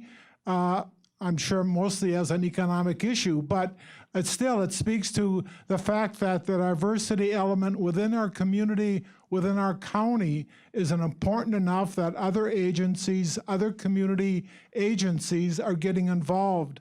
And I think that as this county board, this board that reaches throughout the county, I think that we have an obligation to reinstate the Diversity Affairs Commission to take care of our people and to make sure all the people in this county are heard. Thank you very much, Mr. Chair. Supervisor Boots? Call the question. Is there any objection? I have one additional speaker on the list, and that is Supervisor Robinson. Supervisor Krause, are you objecting to the question being called? Yes. There's an objection. Is there a second to question being called? Is there a second to the question being called? That dies for a lack of second. We will continue. Supervisor Robinson is next. Thank you, Mr. Chair. This is an issue that I'm torn on because I support the goals and the mission of the Diversity Affairs Commission in trying to enhance inclusionary policies and develop those into or expand our diversity. But the fact of the matter is that the commission was perceived to be broken by this board. Unfortunately, when a recommendation comes from that commission, with this board, it's probably dead on arrival, irrespective of the merits of it. And I think we need to look at, as elected officials, what is our role and our responsibility to deal with diversity and inclusion. And these rules spell out for each of the standing committees those responsibilities. And I think they're policy issues. We need to own them. We need to advocate for them. We need to articulate them. We need to engage the public in them. With or without a Diversity Affairs Commission, there are opportunities to go out to the public and engage them. We've done that last year with the County Board Size Task Force. We did that with the HR Finance Property Committee on the use of the ARPA dollars. We need to probably do a better job of going out to the public, whether it's Hatley, Edgar, or wherever, and engage them in those discussions in the development of the policy. Unfortunately, my fear is that anything that has the stamp of the Diversity Affairs Commission on it right now would be dead on arrival. And I think we have to figure out, how do we engage in a discussion on those critical issues of making people feel welcome in this community? I think we have to rethink how we do that. Any other discussion? Supervisor Krause? Thank you, Chair Gibbs. But there was an objection and there was no second to the question being called. So what I'm thinking would be good is to have the Diversity Affairs Commission and the standing committees implement a welcoming attitude towards everyone in this community. I'd like to see both. Thank you. Supervisor Dickinson? I'd like to call the question. Is there any objection to the question being called? There was no objection. Debate is ended. Nobody else was in the queue. We will proceed to vote. The motion is to reinstate the Diversity Affairs Commission as it was stated in the previous set of rules for 2020 through 2022. Any understanding? Is there any misunderstanding? Everybody knows a positive vote will reinstate the commission. A negative vote will keep the rules as presented. All those in favor of the motion signify by saying aye. Aye. Aye. Opposed, say no. No. No. The motion is defeated. Yeah, and we will move on. Any other discussion? Supervisor Dickinson. I'd like to make a motion to amend the rules related to the duties and responsibilities of diversity and inclusivity. I had shared some information with Corp Counsel Perner, which he can share. I've also shared those with two other supervisors, Supervisor Boots and Supervisor Robinson. In light of the discussion and the motion that just failed, the duties and responsibilities. Please put those that attend, please put by WebEx, please put that on mute. Or by phone, please put that on mute. Thank you.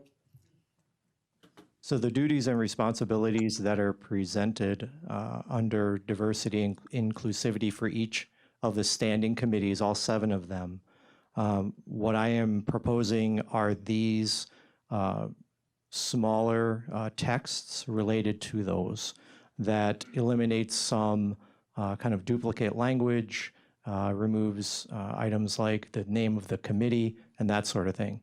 So as you can see here for economic development, the change would be promote goals that every person has the opportunity for education and for employment to be self-supporting, as opposed to what is stated there now, which is maybe twice as long. I don't have it in front of me.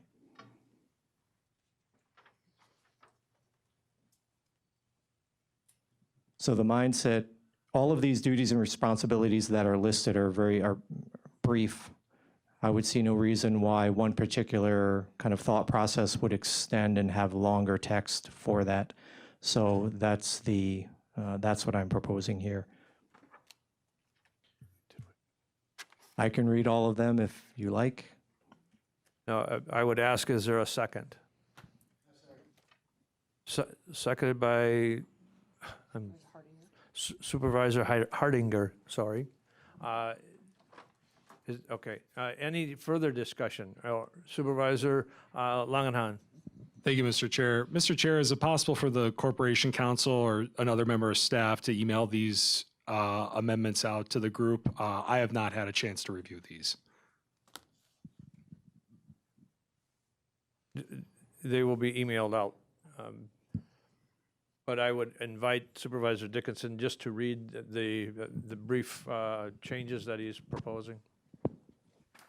Thank you, Mr. Chair. So item under Rule 2, 1F9, for economic development and extension, it would state promote goals that every person has the opportunity for education and for employment to be self-supporting. For the ERC under 2F14, evaluate conservation, land use, planning, zoning, and recreation programs and policies to reduce, eliminate disparities and access where they may exist. Under 3F15 for executive, evaluate the work of the standing committees and provide leadership relative to the diversity and inclusion responsibilities set forth within the organizational rules, ensuring Marathon County is an open, inclusive, and diverse place to live and work. Under 4F17, human resources, finance, and property, promote cultural competence in county employment policies. And I would add, and in the design and delivery of county programs and services. Under 5F14 for health and human services, promote health equity to reduce, eliminate health and social disparities where they may exist. Under infrastructure for 6F2021, I would eliminate both of those and just write evaluate transportation, highways, broadband, and other services, facilities to reduce, eliminate disparities and access where they may exist. And for public safety under 7F9, evaluate programs and services to foster the fair and impartial administration of justice. So the text that I have is just reduced text from what had existed that came out of the executive committee. Supervisor Dickinson, could you repeat the one that you had in addition to, so I can get that text captured? For human resources, finance, property, after policies, it would state, and in the design and delivery of county programs and services. Thank you. Supervisor Langenhan. Mr. Chair, I'd like to change my request. If possibly, Corporation Counsel could provide the language that Supervisor Dickinson provided, as well as the update that he provided, provide that on a printout to all the county board members here. Some people might not have their laptops or whatever, or iPads, I should say. Having a hard copy of that would be great. Thank you. All right.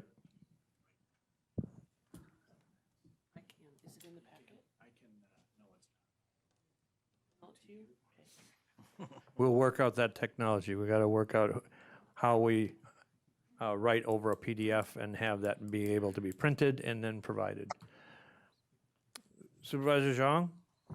Thank you, Mr. Chairman. I just want to get the input of the Rules and Review Committee members, because I know they're the ones that came up with the original language in the document here. Get their thoughts on the proposed changes by Supervisor Dickinson. Thank you. First, I would ask Supervisor Robinson. He worked very closely, or Vice Chair McEwen. Vice Chair McEwen first. Thank you. The language actually was developed by Supervisor Robinson and Administrator Leonard, and then brought back to the Rules Review Committee for consideration.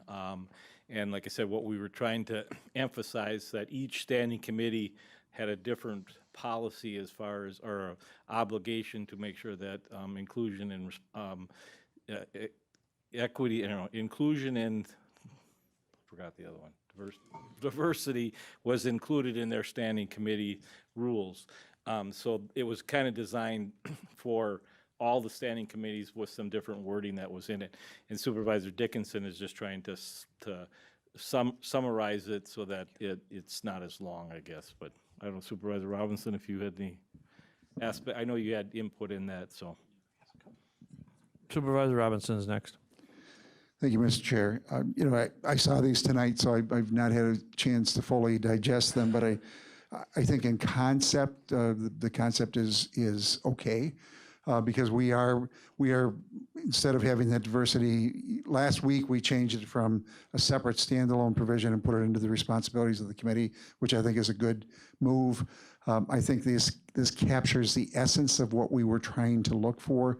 The critical issue will be, what will the chair, vice chair, and members of each of the committees do with them, but it gets at the issues of fairness and equity. It builds upon some of the work that we're doing with the university program, which I would hope that the administrator would give an overview of, relative to, for instance, in the law enforcement and justice system, the issue of cash versus signature bonds.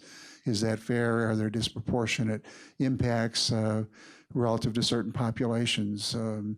Because of how we handle that. And we've talked about improving access to broadband, transportation services, and others. Again, looking at that issue of being more diverse and inclusive. The amendment that he added was just my first cut on, it's not only the human resources policies and how we go about hiring, but how we spend our dollars and how we prioritize those. And that was therefore the design of programs and how we spend dollars. So I think that's critical to have that language in there.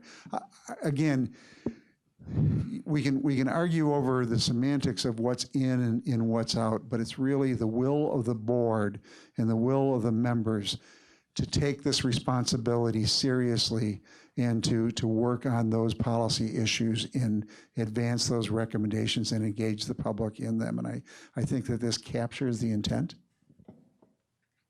Supervisor Boots was next.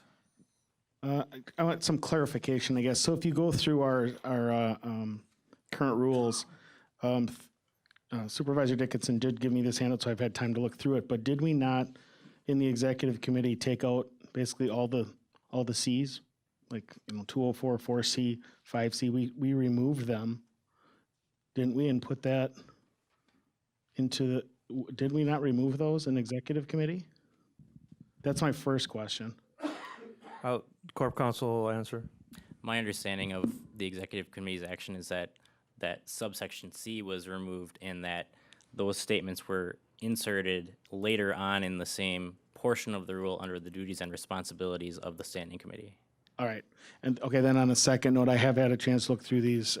As Supervisor Dickinson said, he did give me a copy, and I don't see an issue with any of these, so I will be voting in favor of the amendment. We got Supervisor Sherfinsky next, and then Supervisor Zhang. Thank you.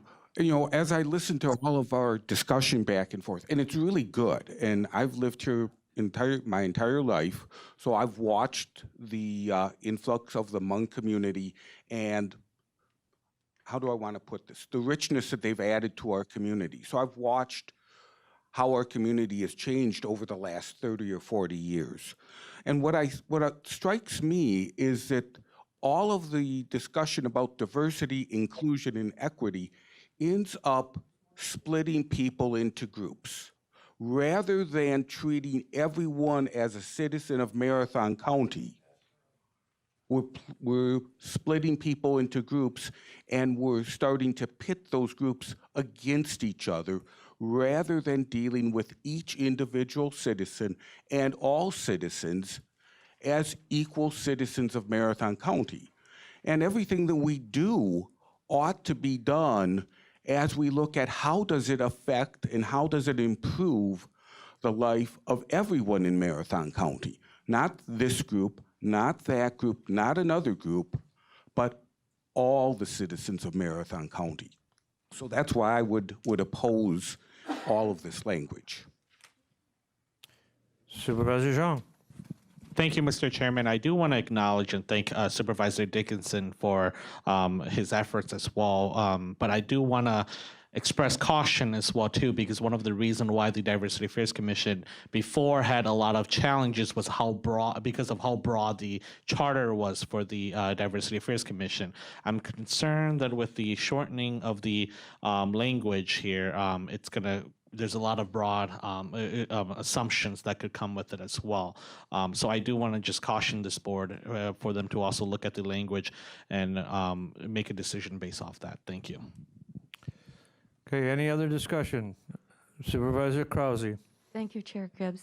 I would like to mention that it's the laws of the land that have given opportunities to minorities and women. And the reason it was made into law is because individuals do not treat everyone equally or fairly, whether it's because of their religion, their color, the ethnic group, their sex, gender identity, or whatever. That's why we have federal and state laws for equal opportunity for employment of women that weren't employed before, and many other minorities. We have laws, and maybe you individually don't think we need these laws, but they made a big difference in my life, and they probably made a big difference in a lot of other people's lives. These are our civil rights laws. These are our equal opportunity laws, and that's why we have them. Some of you may not like those laws, and some of you may think we don't need those laws, but we do. We have them. We have attorneys who back up all of this equal opportunity and equal rights for minorities. Thank you. Supervisor Lamont. Thank you, Mr. Chairman.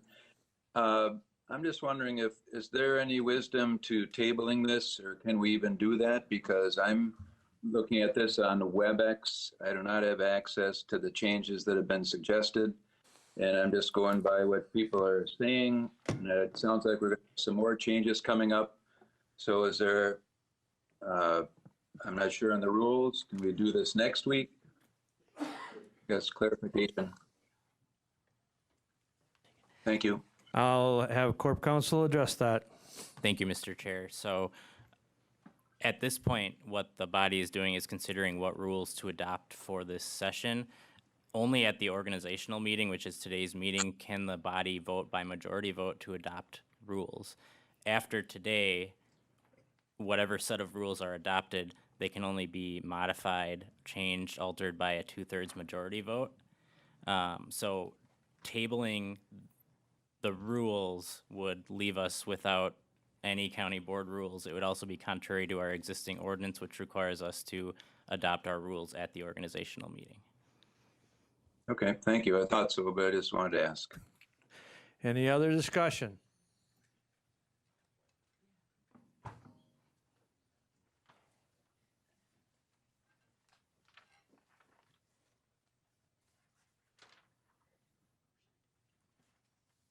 Okay, any other discussion? Everybody ready to vote? Oh, we're still getting copies. I'm sorry. Supervisor Krause. Thank you, Chair Gibbs.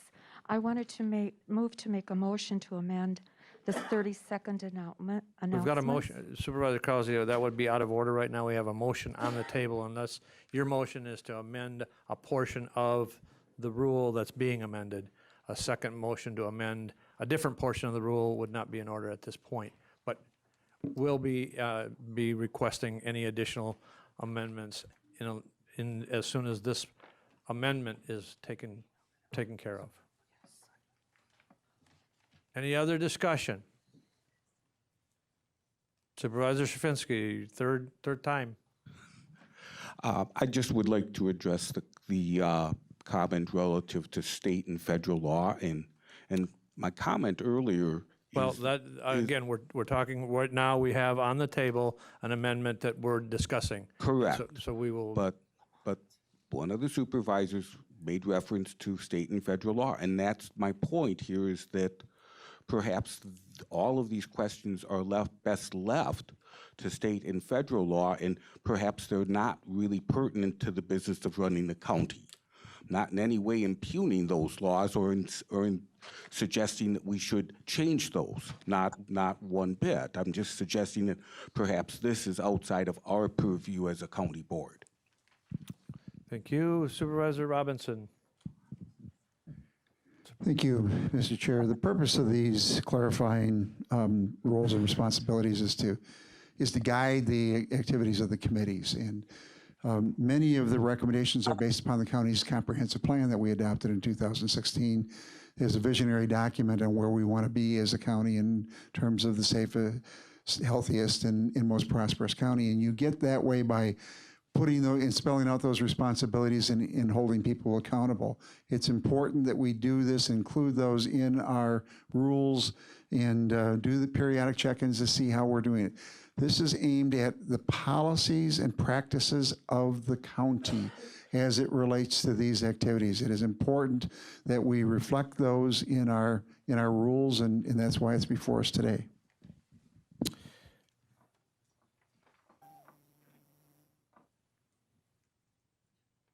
Okay, we also have emailed that to all of the supervisors that are attending by WebEx, the amendments.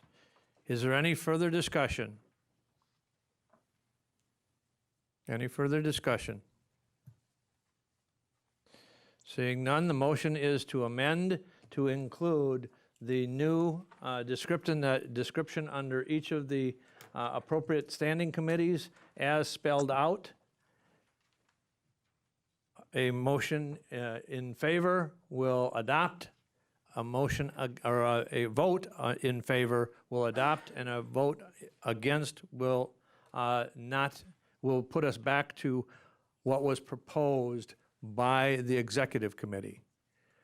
So, are all those in favor of the motion to adopt the proposed changes that were offered by Supervisor Dickinson and presented to you in replacing the changes that were offered by the executive committee?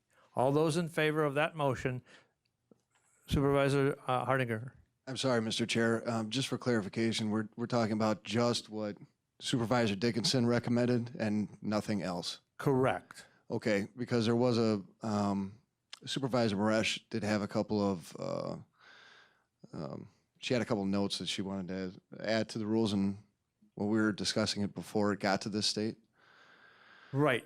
We are not done potentially amending the rules. This is just one more I just wanted to make sure it was step in the process. Just that. Okay. There's a lot of pages here.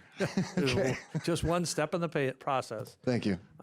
So again, we are at a point of a vote to approve. We'll adopt the changes that Supervisor Dickinson has presented and replace those in the rules that were adopted by the executive committee and forwarded to this board. And the Corp Council will address also. I just wanted to clarify one thing. I think the document that you have has multiple pages to it. The first 2 pages are the diversity and inclusivity proposed changes relative to this vote. The remaining pages were also items proposed by Supervisor Dickinson. But they are not in a motion. On right now. Those are not in the motion. So that might clarify your question. I apologize. So again, the motion only refers to the items that relate to the diversity goals on the standing committees. Everybody clear? All those in favor of that motion signify by saying aye. Aye. Aye. Opposed, say no. No. The motion is carried, and we will now take up any additional motions to amend. Supervisor Krause, you wanted to amend the time for public announcements. Yes, Rule 10, county board meetings for the Tuesday and Thursday meetings, board meetings. I move to make a motion to amend the 30-second announcements and requests at the end of the educational and voting board meetings to be changed from 30 seconds to 1 minute. Is there a second? There's seconded by Supervisor Straczynski. Is there any discussion? Any discussion? Supervisor Dickinson. Thank you, Mr. Chair. On the other document that I passed out, that was passed out, I was going to bring up something about that as well, but not in reference to the 30 seconds. So I'm just going to comment just on the 30 or 60 seconds. Announcements and requests should be about announcements and requests. Shouldn't have anything to do with anything else. No agenda items, no proselytizing, no, hey, I'm running for some other position, anything like that. And so therefore, announcements and requests should be straight to the point. Hey, my township is doing this. Hey, on the next agenda, can we add that item? So I would be opposed to extending that to 60 seconds. Any other discussion? Any other discussion? Seeing none, a motion in the affirmative will change the announcement period from 30 seconds to 60 seconds. All those in favor of that motion signify by saying aye.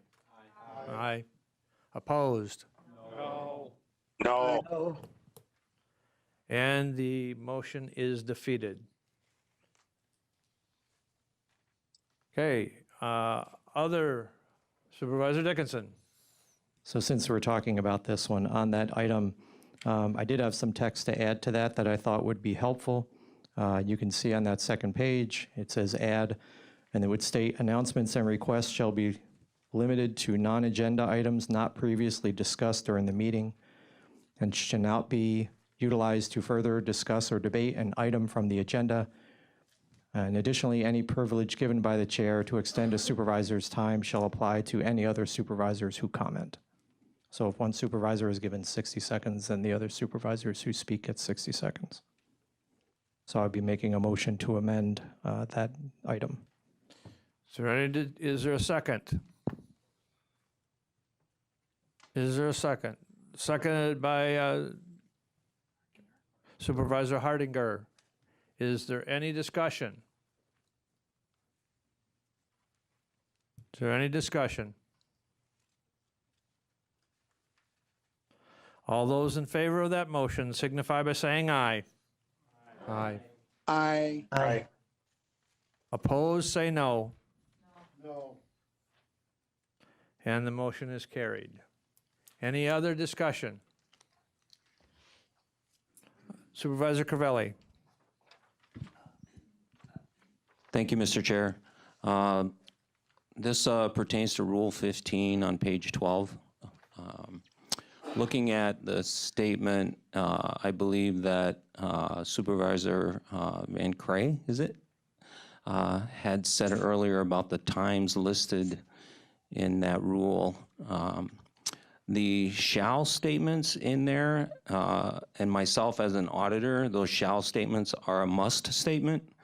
I'm not sure how they work at this level. I would rather see that as a should statement, saying that it could be changed. Because right now I don't see anything where it says that the chairperson can make changes to those times. Is that a motion? Yes, I'd like to make a motion. And would that be effective for all the standing committees? Correct. Okay, so the motion is to substitute where the appointment, or the meeting times are shall to should. Is it clear to everyone? Is there a second? Second by Supervisor Rosenberg. Supervisor Boots. This was brought up in the executive committee, and I was the one that actually brought forward what Ron was talking about, because I was public safety chair. It was 1:30, moved to 3. What we discussed at the at executive was, let's say I have a 7-person committee and I'm at public safety, and we decide as a standing committee that we'd like to go to 1:30 again, and it works with staff. We would then, as a 7-person board, bring that forward to the county board, and as it was discussed in the executive committee, if we all want to do that, I'm very certain that we'd get the 2/3 majority to change that meeting time, and we could change the rules that way. That was just something I'd like to point out, I guess. Supervisor Zhang? Thank you, Mr. Chairman. Just want a clarification here. If we did change it to should, it was to be changed, would that be at the discretion of the chair of the committee, or would that be a collective decision by the standing committee? Just wanted clarification so we have a better understanding. Corp Counsel, I'll let him address that one. Thank you, Mr. Chair. Supervisor Zhang, as to that question, because the rule or the proposed change doesn't spell that out, it would be subject to interpretation. My interpretation would be that the committee chair would have the discretion, but that's my interpretation off the top of my head right now. I haven't thought about it more than in responding to your question, but that would be I believe what my interpretation would be. Thank you.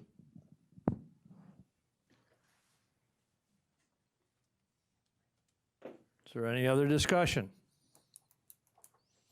Again, I think the reason that the rules put in there that they shall meet is, again, to accommodate staff and ultimately have to have a discussion with each and every member of the committee and bring back to the full board its choice of time. And if that committee is fully supported and it does not interfere with staff, there's no reason why this board would not support that change. Any other discussion? Supervisor Marash? Thank you, Chair Gibbs. Is this an appropriate time to bring forward my motion for an amendment? Are we still discussing Supervisor Cavalli's? I'm sorry, I was confused. We still have on the table Okay, Supervisor Cavalli's motion to change shall to should, and that has a second. Supervisor Langenhan. Thank you, Mr. Chair. Mr. Chair, I'm going to support the original rule language of shall rather than should, only because if you change it to should, I feel that we start to deviate away from what the intent of the Rules Review Committee's mission was, which was to standardize these times. As other members had mentioned on the board, there's already a process in place where it could be brought up to the full board to amend the rules to a different time if everybody's schedules did not meet that time that was spelled out within the rules. That being said, I think that we need to be firm first before letting this be guidelines, because of course we want to be respectful to our staff and their time. I would urge you all to support the original language. Thank you for your time, Mr. Chair. Thank you. Any other discussion? Any other discussion? Okay, the motion is to change each of the standing committees, instead of shall meet at 3 p.m. or the appropriate time of each of the committees, to should. All those in favor of that motion signify by saying aye. Aye. Aye. Opposed to that, say no. No. No.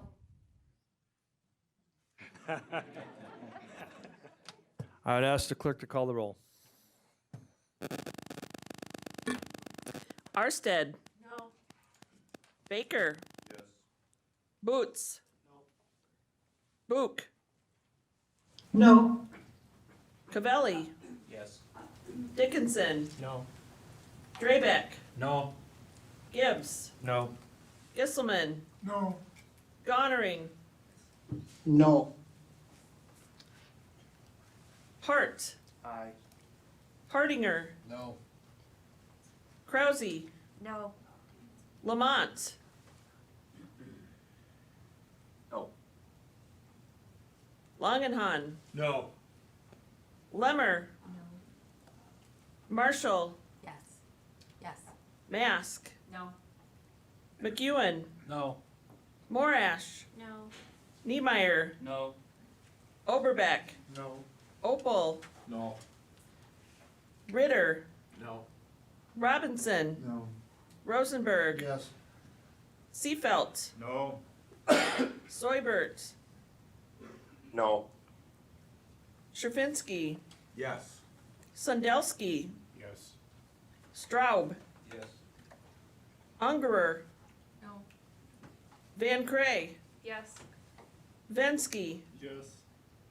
Wilhelm. Yes. Zhang. Yes. Thank you. One moment.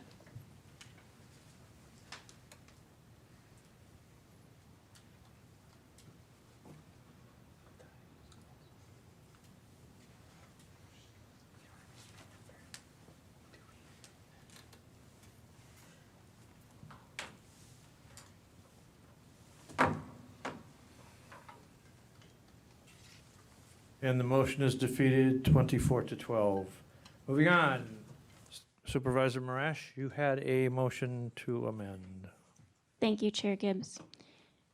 So going back to section 2.05, County Statutory Program Joint Committees and Task Forces, I'd like to make a motion for D, membership, total of 9 members consisting of at least 3 of whom are not elected county officials, and no less than, I'd like to amend that to 5 county board supervisors. Do we need to do them each individually, or can we do them all 3 at once?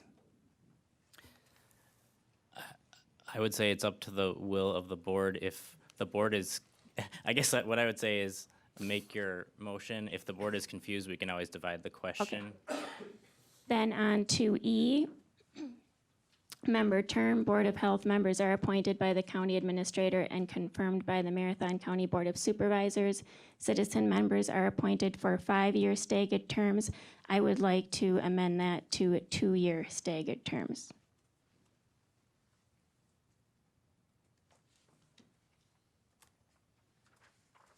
And any addition?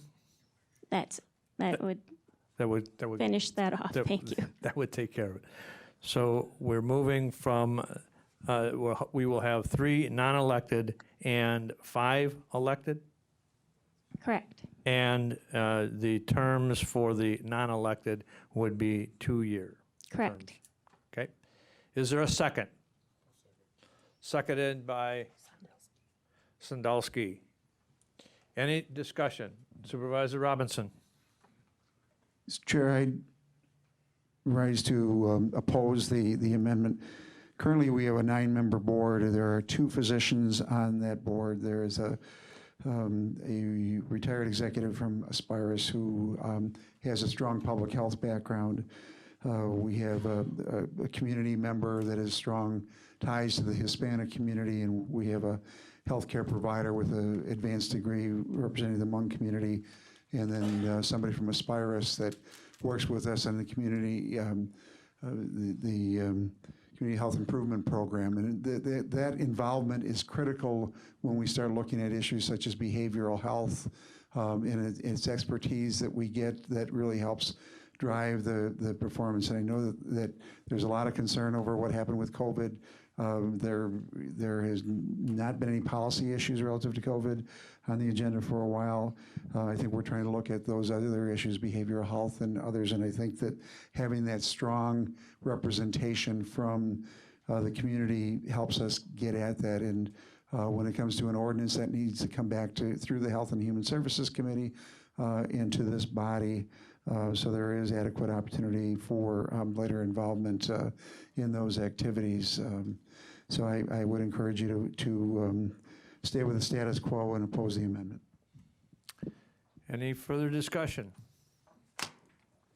Supervisor Langenhan.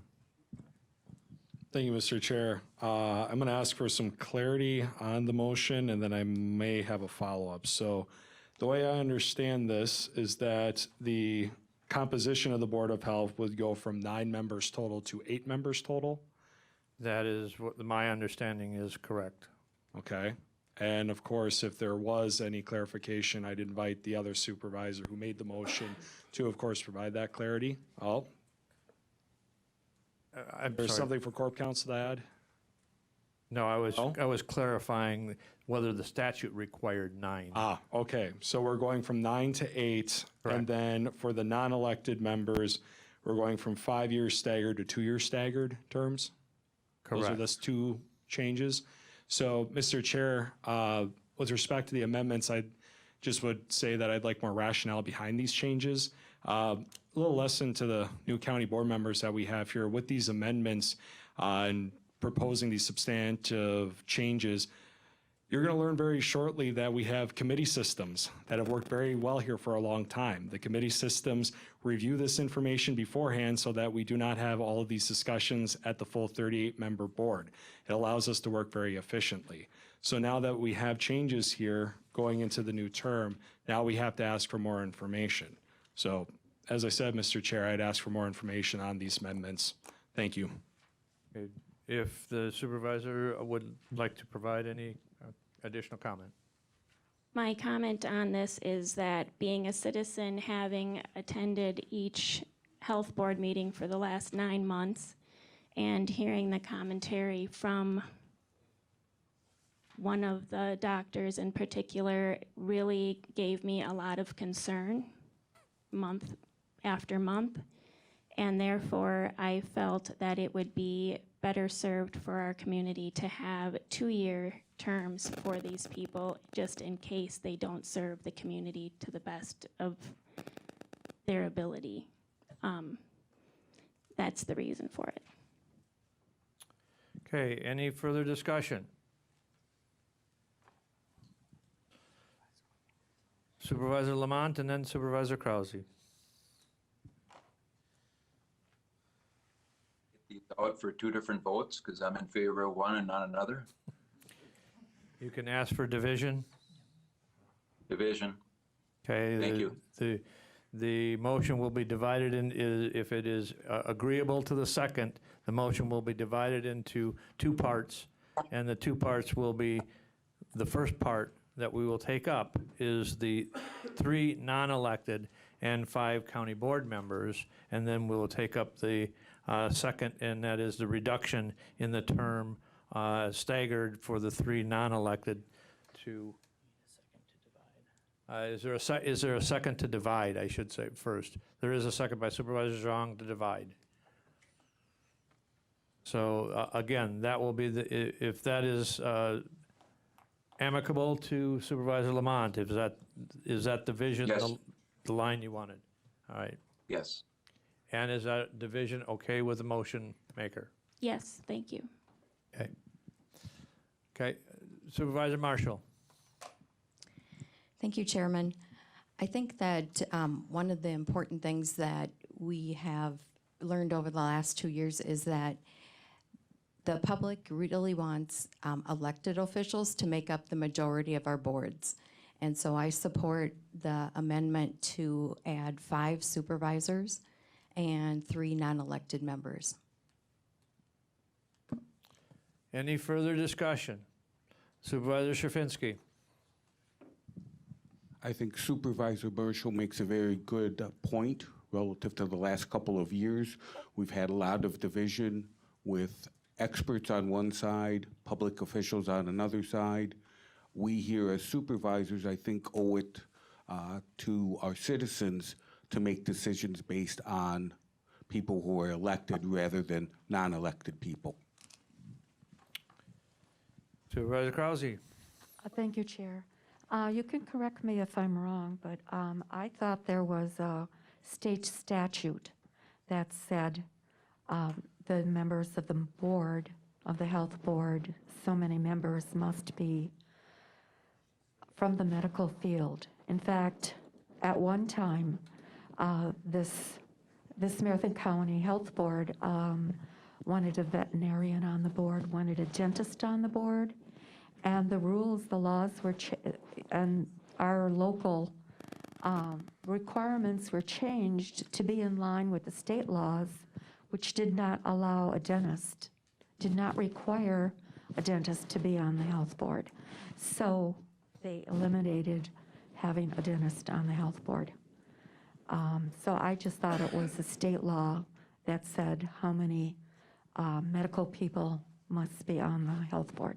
Thank you. I would ask the Corp Council to provide clarity as to what the state statute requires and what the state statute does not require. Thank you, Mr. Chair. First, I would note in the existing ordinance, even after, if this amendment was approved, it does indicate that the membership composition will be in keeping with 25103. That's the state statute that governs the local Board of Health.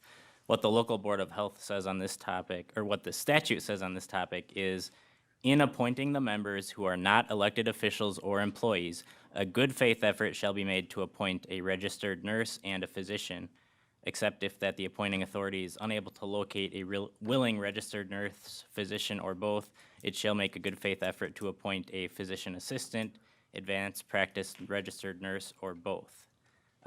So it's not a hard and fast requirement, but it is a requirement under state statute that a good faith effort be made to appoint those types of non-elected members.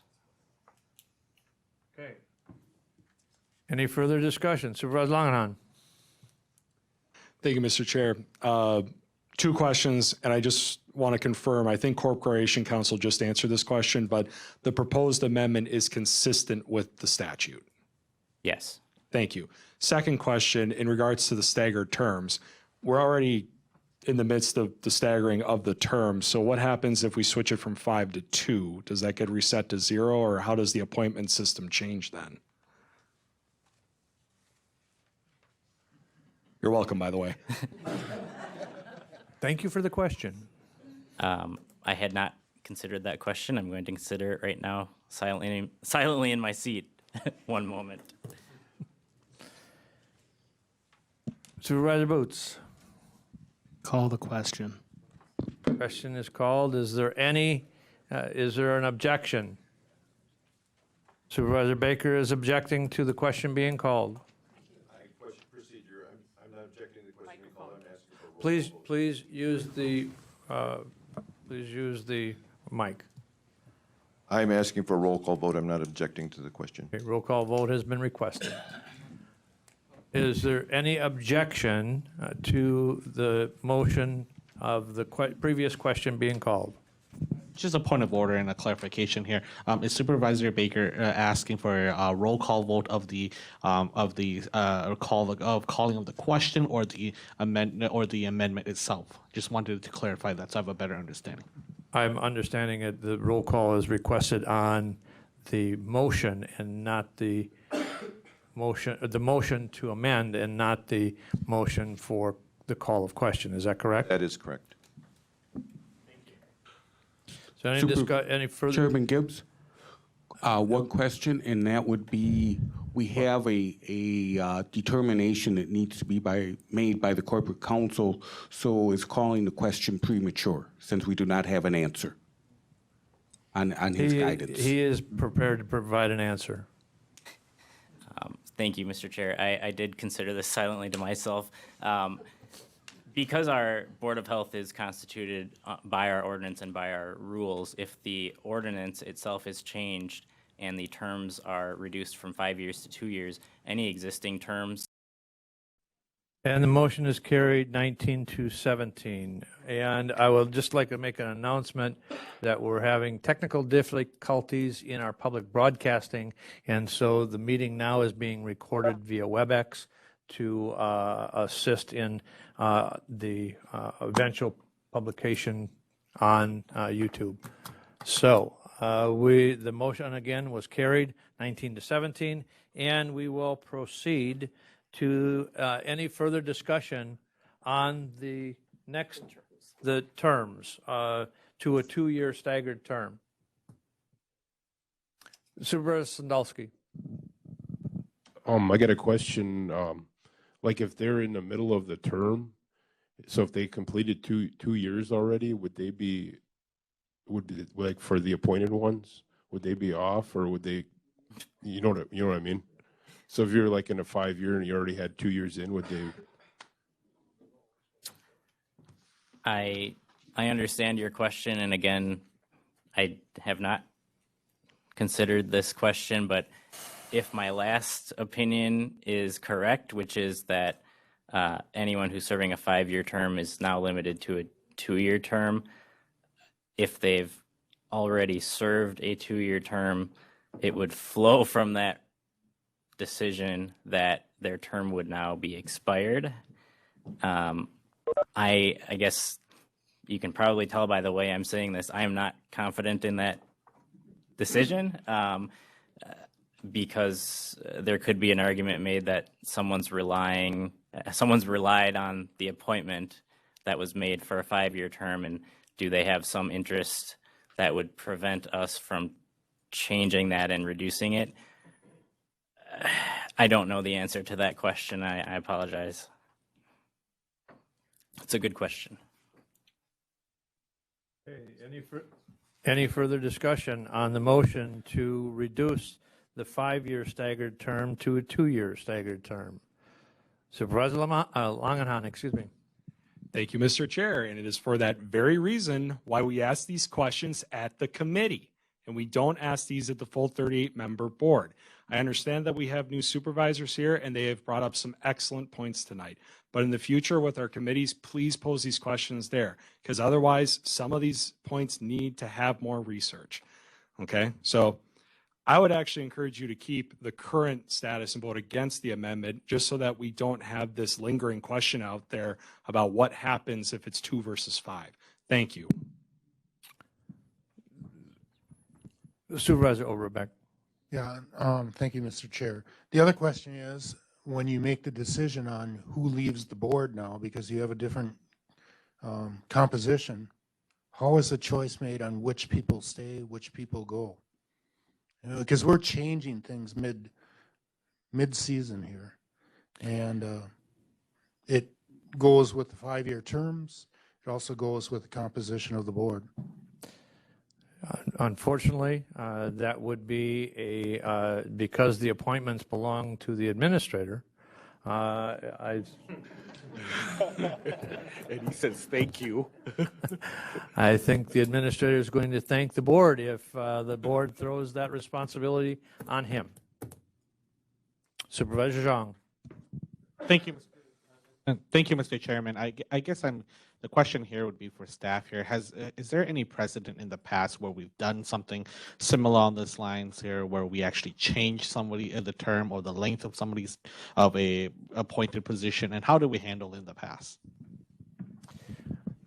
Well, for the 16 years that I have served on this board, we have never changed a composition of a committee or a board and or the terms in the middle of a term. So that being said, but if there's any prior precedents that I would doubt whether anybody's going to know unless we have do some further research.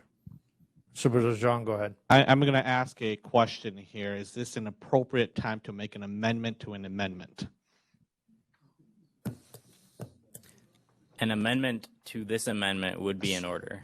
I guess I was going to, and I don't even know if this is doable, but maybe doing something along the lines that if this was to pass, it would begin at the conclusion of the term of the current standing board of health, the current standing non-elected individual. So, for example, if there's an individual that was already appointed for 5 years, that this wouldn't come into effect until their term ends. Just a thought.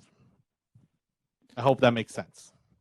So your motion would be that the current sitting non-elected officials would carry out their term for the remainder of their term if they are due to expire and it is not in compliance with the composition that the board would be made up of 3 non-elected and 5 elected, that until we got to 3 non-elected, the terms would continue.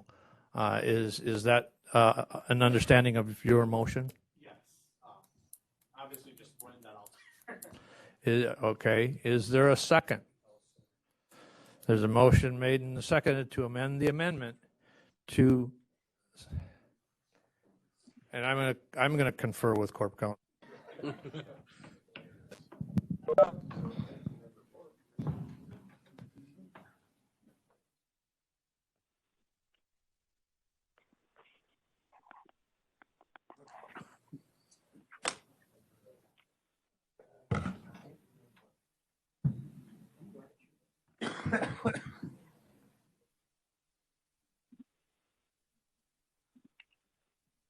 I have a problem with that though, because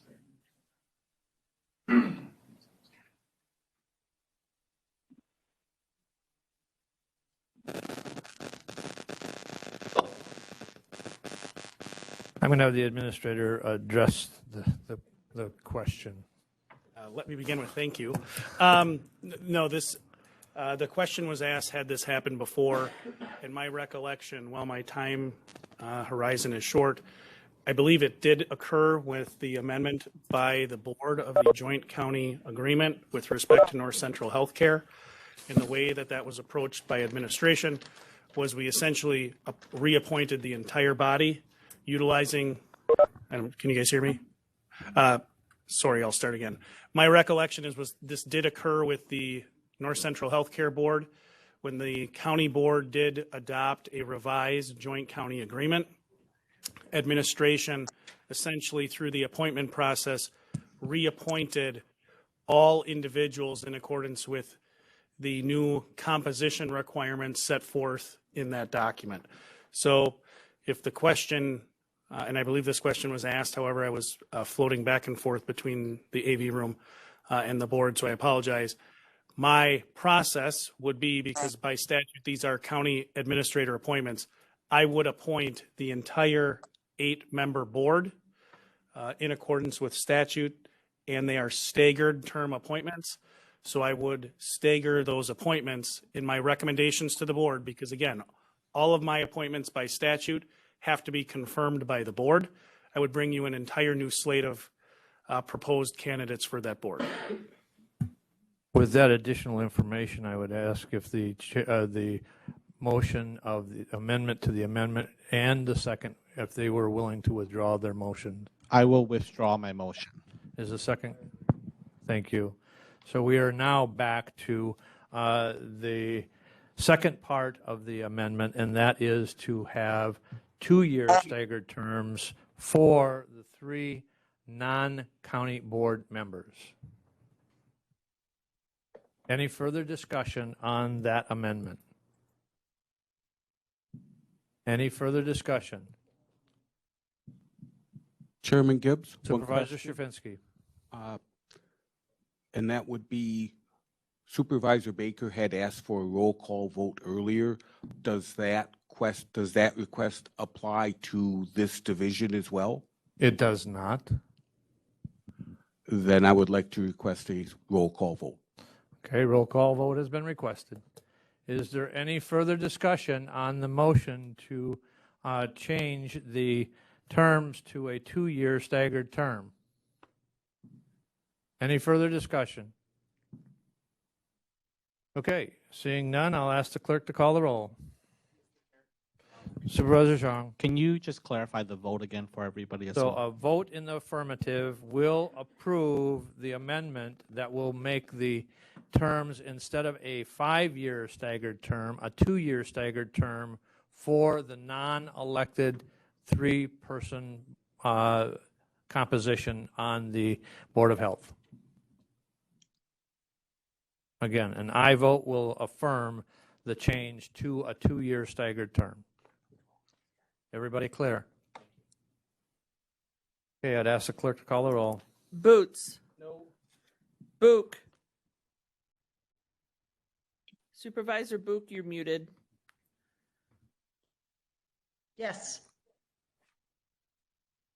Covelli. Yes. Dickinson. Yes. Drabeck. Yes. Gibbs. No. Gisselman. No. Gonnering. Yes. Hart. No. Hardinger. Yes. Krause. Lamont. Yes. Longenhan. No. Lemmer. Marshall. Mask. McEwen. Yes. Morash. Niemeyer. Oberbeck. Opal. Ritter. Robinson. Rosenberg. Seefelt. Soibert. No. Sherfinsky. Yes. Sondelski. Straub. Ungerer. Van Cray. Vensky. Wilhelm. Zhang. Arsted. Baker. Thank you.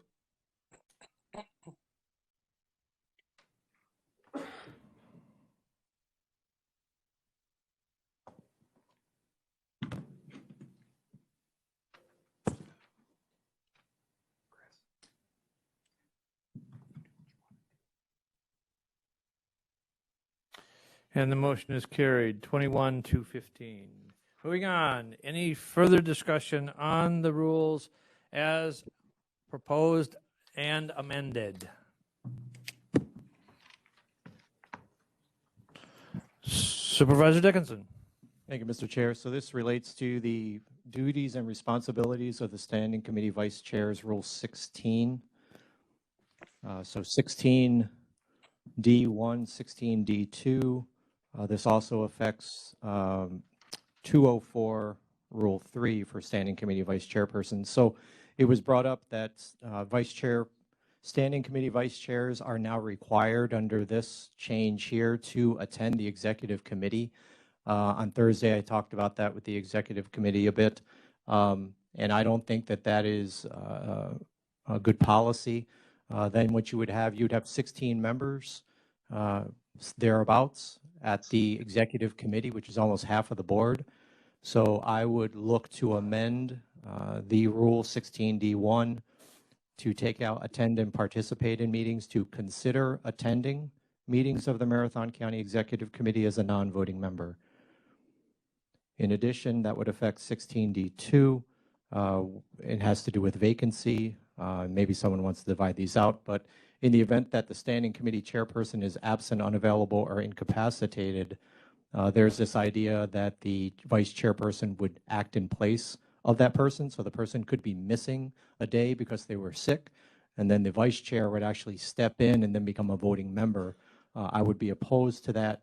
And so what I would want to do is strike standing committee chairperson is absent, unavailable, or incapacitated, and only have the vice chairperson voting when the position is vacant until it is filled. And so by adding at the end, until the standing committee chair vacancy is filled. And you can see those electronically because they've been shared with everyone. Is there a second? Second by Supervisor Baker. Is there any discussion? Supervisor Van Cray. Thank you, Mr. Chair. Can I request a division in these two amendments? Yes, you may. Thank you. And so the division will take those two parts separately. Again, the first would be the Rule 16D1 that requires the vice chairs to attend the standing or the executive committee. And is there a second to divide the question? Excuse me. A second by Supervisor Zhang to divide the question. Okay, and so the division will be, again, first one will be Rule 16D1, which will change the require the vice chairs to attend the executive committee to shall or may, excuse me, consider. It should say consider attending meetings of the Marathon County Executive Committee. Okay, consider attending. And just to mention in that, that also affects 204.3, actually listed as J1. It would be the similar text that would apply there as well. Because that text is the same between the two. Okay. Okay. Thank you. So change is in two places, and that would be the division. Is there any discussion? Supervisor Langenhan. Thank you, Mr. Chair. Similar to the other amendment that was recently proposed, I would appreciate more of an explanation, some rationale behind these changes. Thank you, Mr. Chair.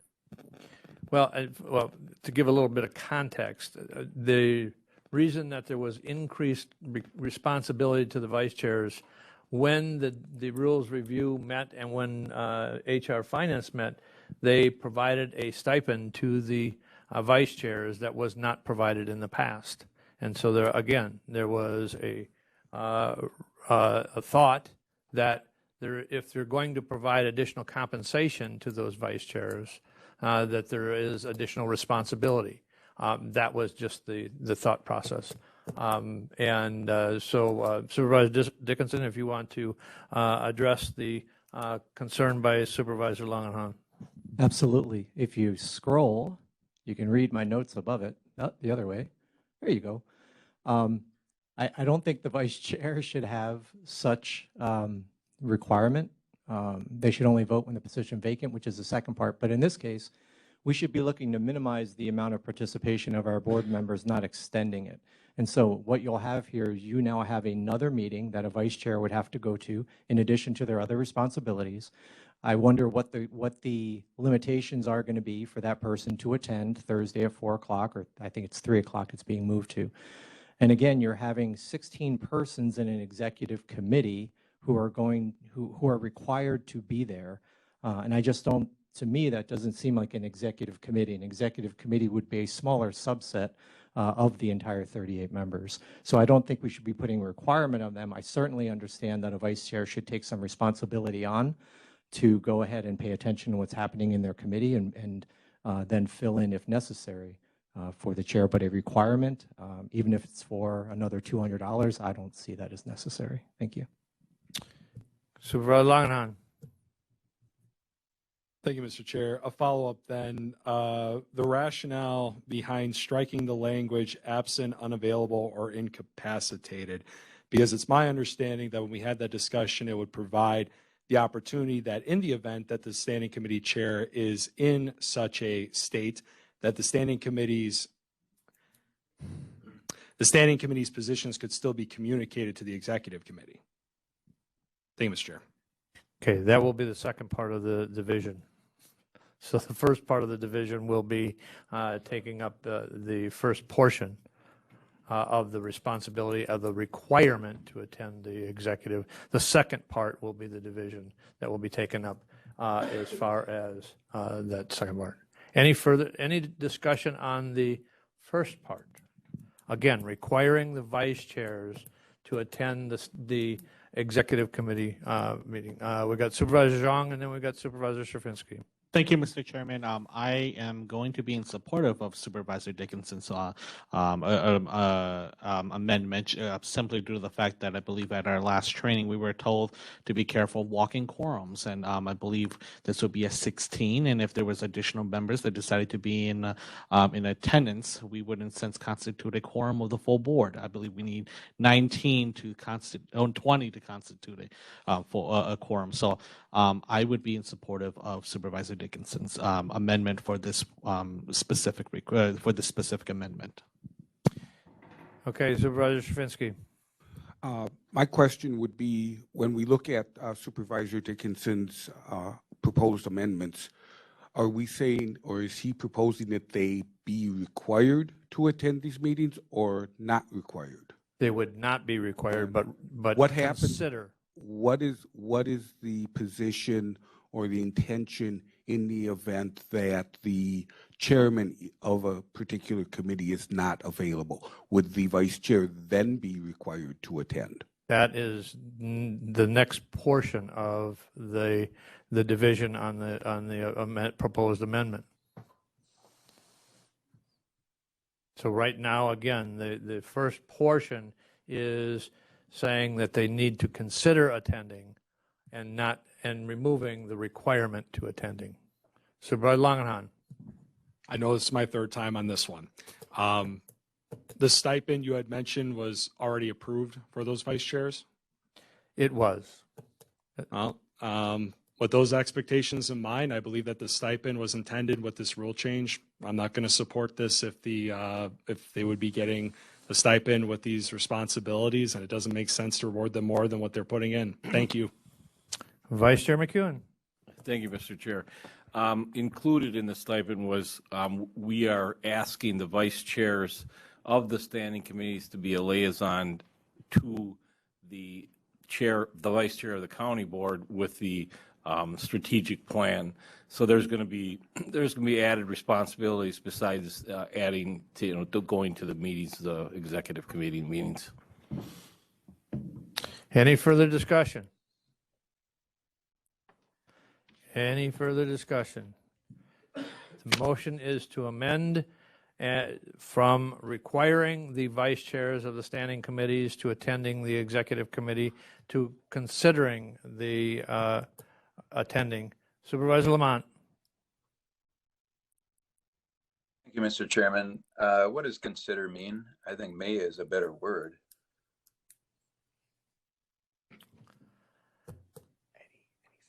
Is that a motion to amend?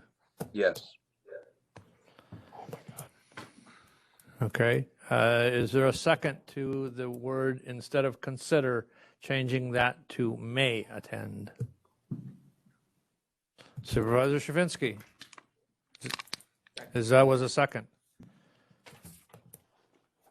Is there any discussion on the amendment to the amendment? The amendment to the amendment is, instead of consider, it will read the vice chair may attend.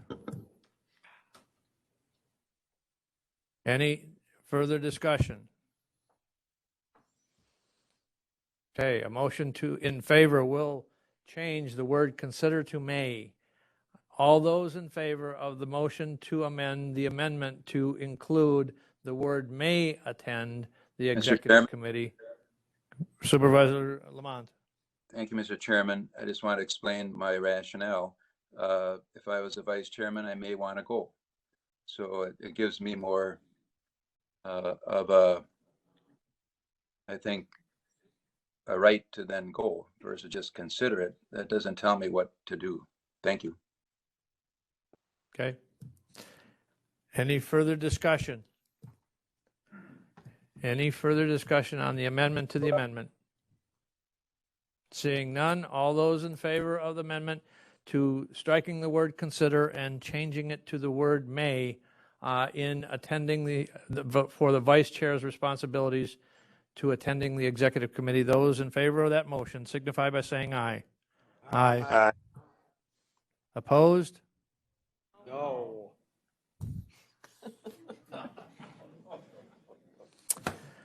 I'd ask the clerk to call the roll. Book. Aye. Cavelli. No. Dickinson. No. Drabeck. No. Gibbs. Aye. Gisselman. No. Goddering. Aye. Hart. Aye. Hardinger. No. Krause. Aye. Lamont. Aye. Langenhahn. No. Lemmer. Marshall. No. Mask. No. McEwen. No. Morash. Niemeyer. Oberbeck. Opal. No. Ritter. No. Robinson. No.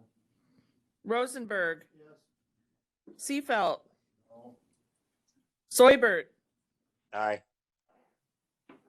Sherfinsky. Yes. Sondelski. Straub. Ungerer. Van Cray. No. Vensky. No. Wilhelm. Yes. Zhang. Aye. Arsted. No. Baker. No. Boots. Thank you.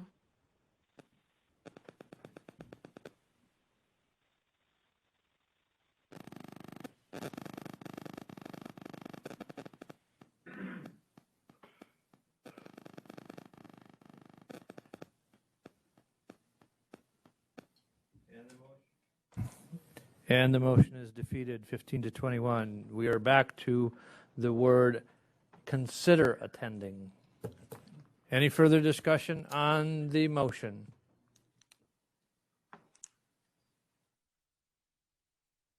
Seeing none, all those in favor of the motion to amend the word in the responsibilities of the standing committee vice chairs to shall attend to now consider attending the executive committee meeting as a non-voting member. All those in favor of that motion signify by saying aye. Aye. Okay. Opposed, say no. No. The motion is carried. And now we are down to the second portion of the amendment.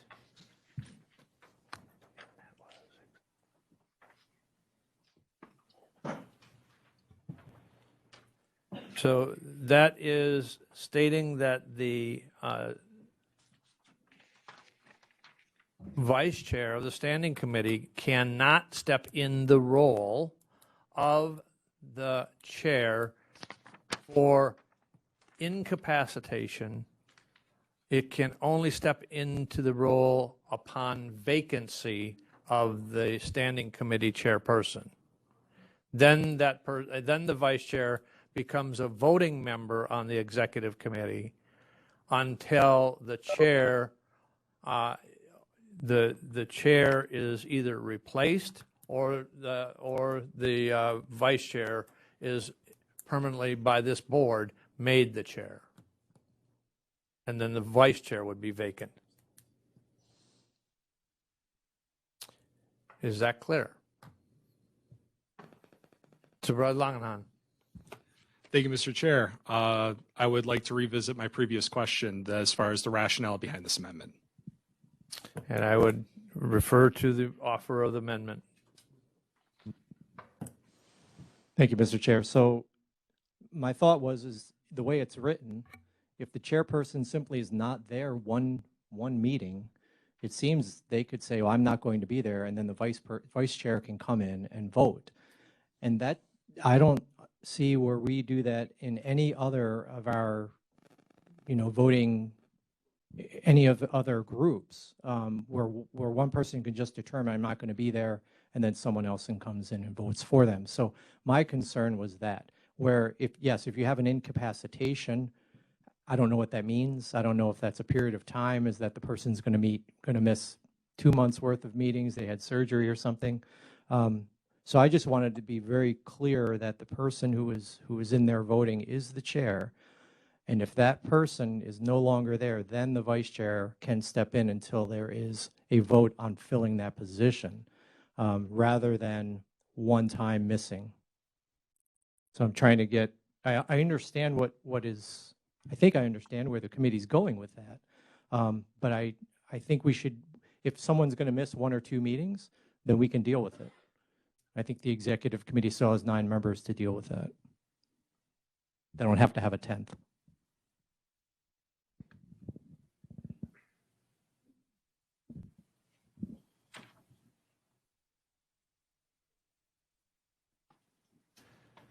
Okay, there is, just providing some clarity to the board, there is a statutory definition of vacant, so that can be defined in statute.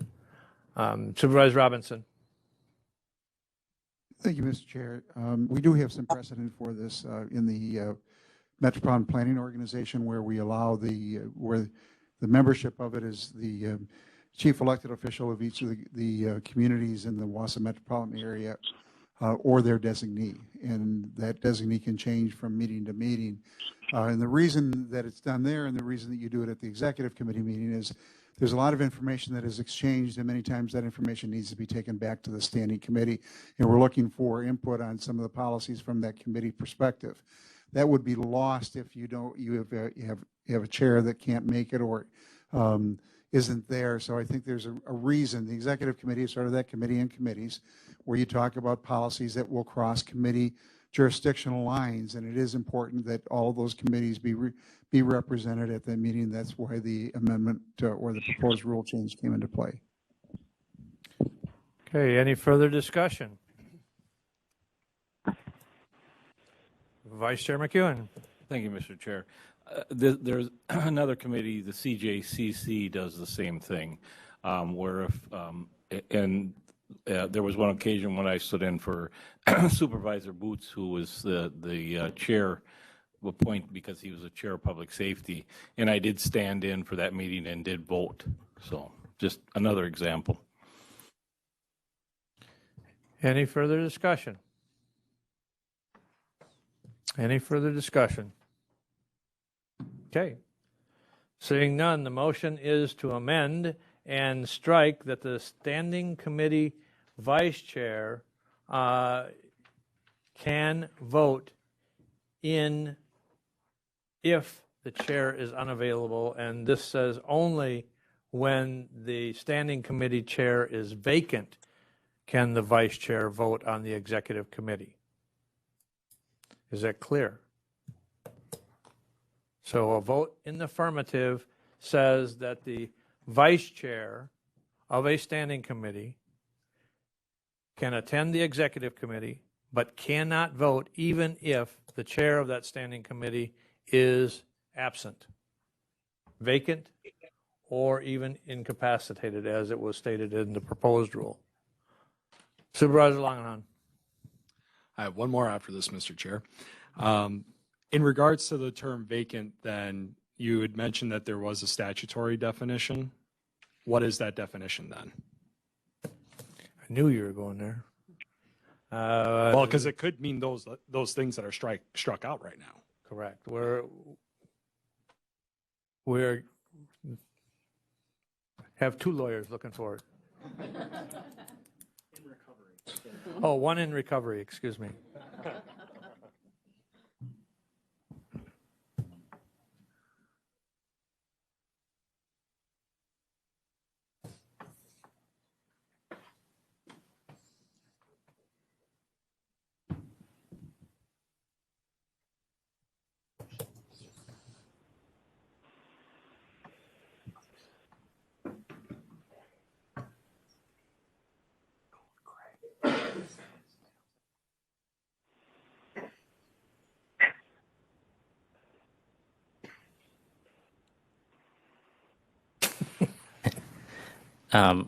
Mr. Chair.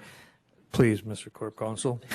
I believe that the statutes do not specifically define the term vacancy.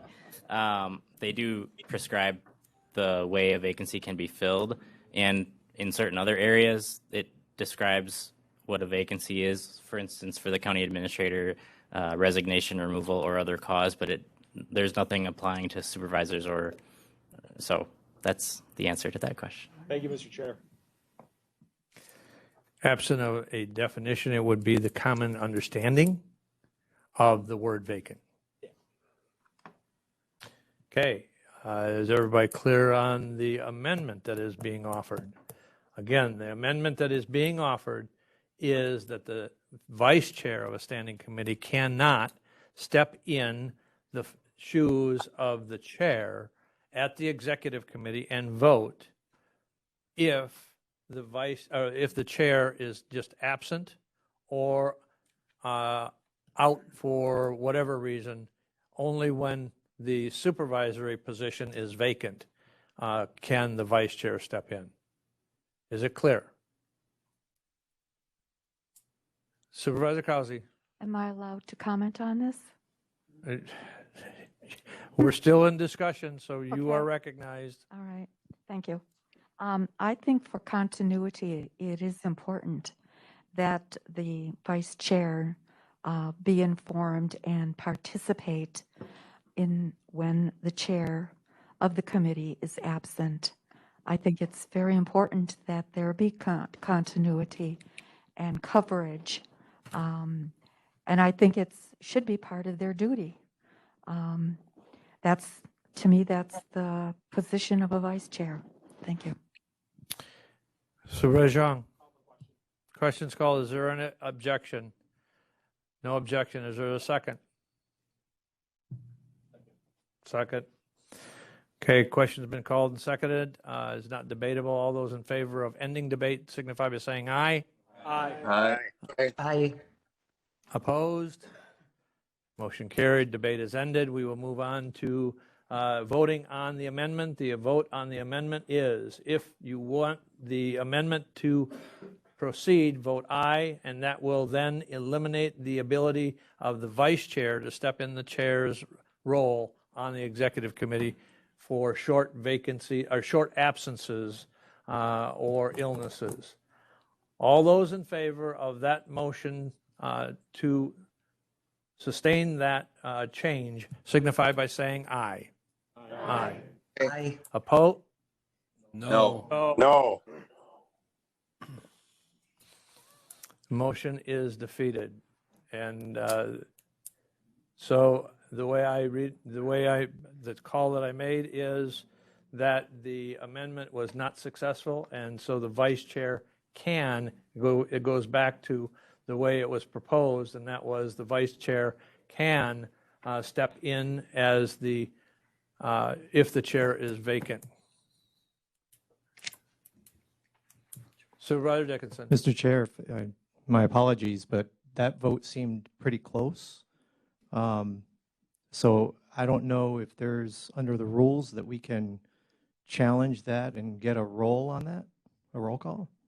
You could move for a division of the assembly, which does not require a second and would in effect call for a roll call vote. I'll move for a division of the assembly. Thank you. With the motion for a division of the assembly called, I will ask the clerk to call the roll.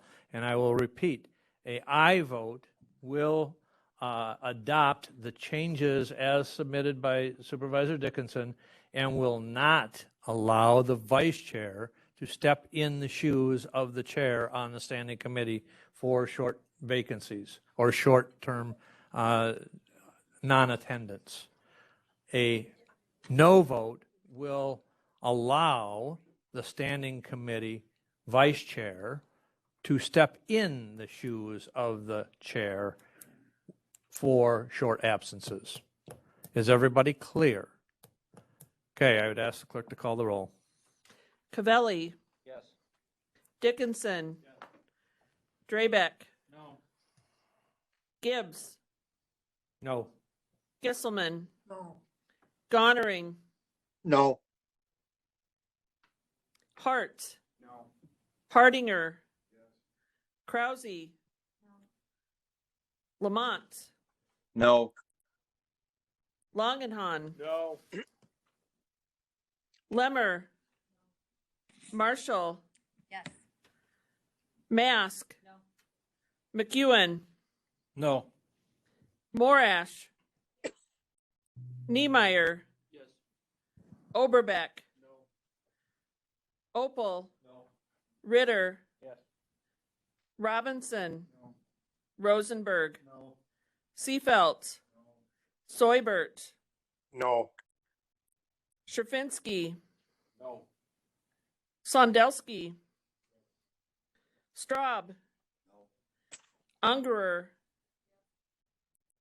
Van Cray. Vensky. Yes. Wilhelm. Yes. Zhang. No. Arsted. Yes. Baker. Yes. Boots. No. Book. Yes. Thank you.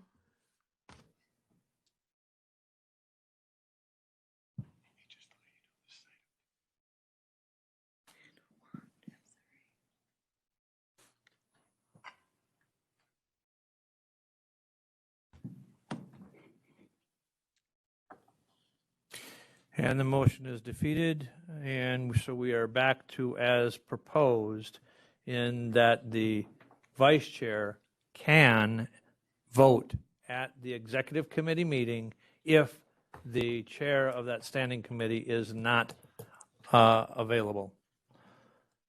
Any other discussion on the rules as proposed and as amended?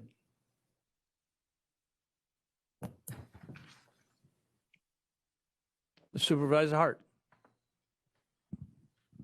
Yeah, I had an amendment proposal under, I think it was section 1F2, monthly business meetings.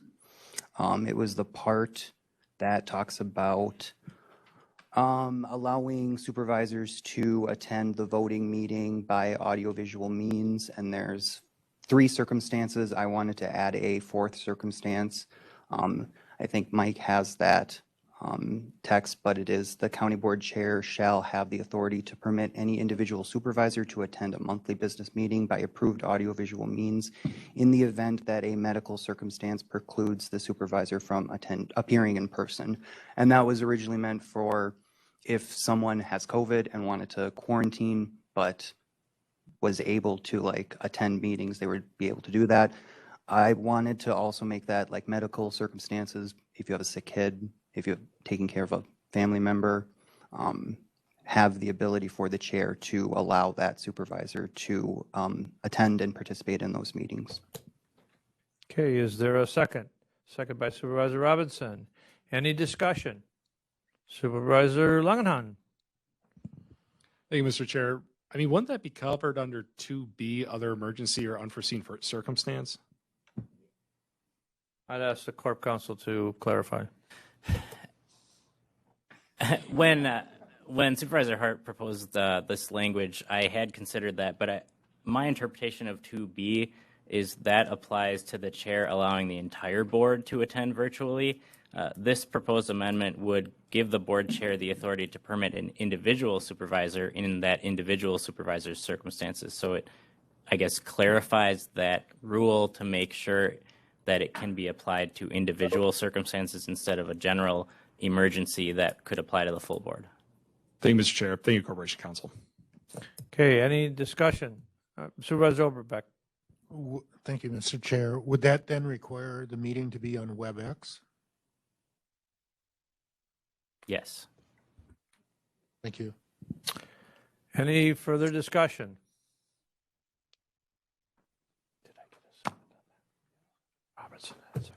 Any further discussion? Seeing none, the motion is to amend to allow the board chair to allow attendance by individual supervisors if the circumstance warrants to attend by the voter meeting by WebEx. Is it clear to everyone?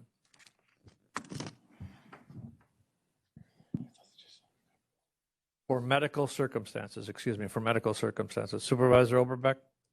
But then if we're allowing it to be on WebEx, wouldn't that be allowable for every supervisor at that point? Because you're allowing that participation, it would be up and I'll ask the Corp Counsel to clarify. So my interpretation would be that the public would be allowed to attend by WebEx.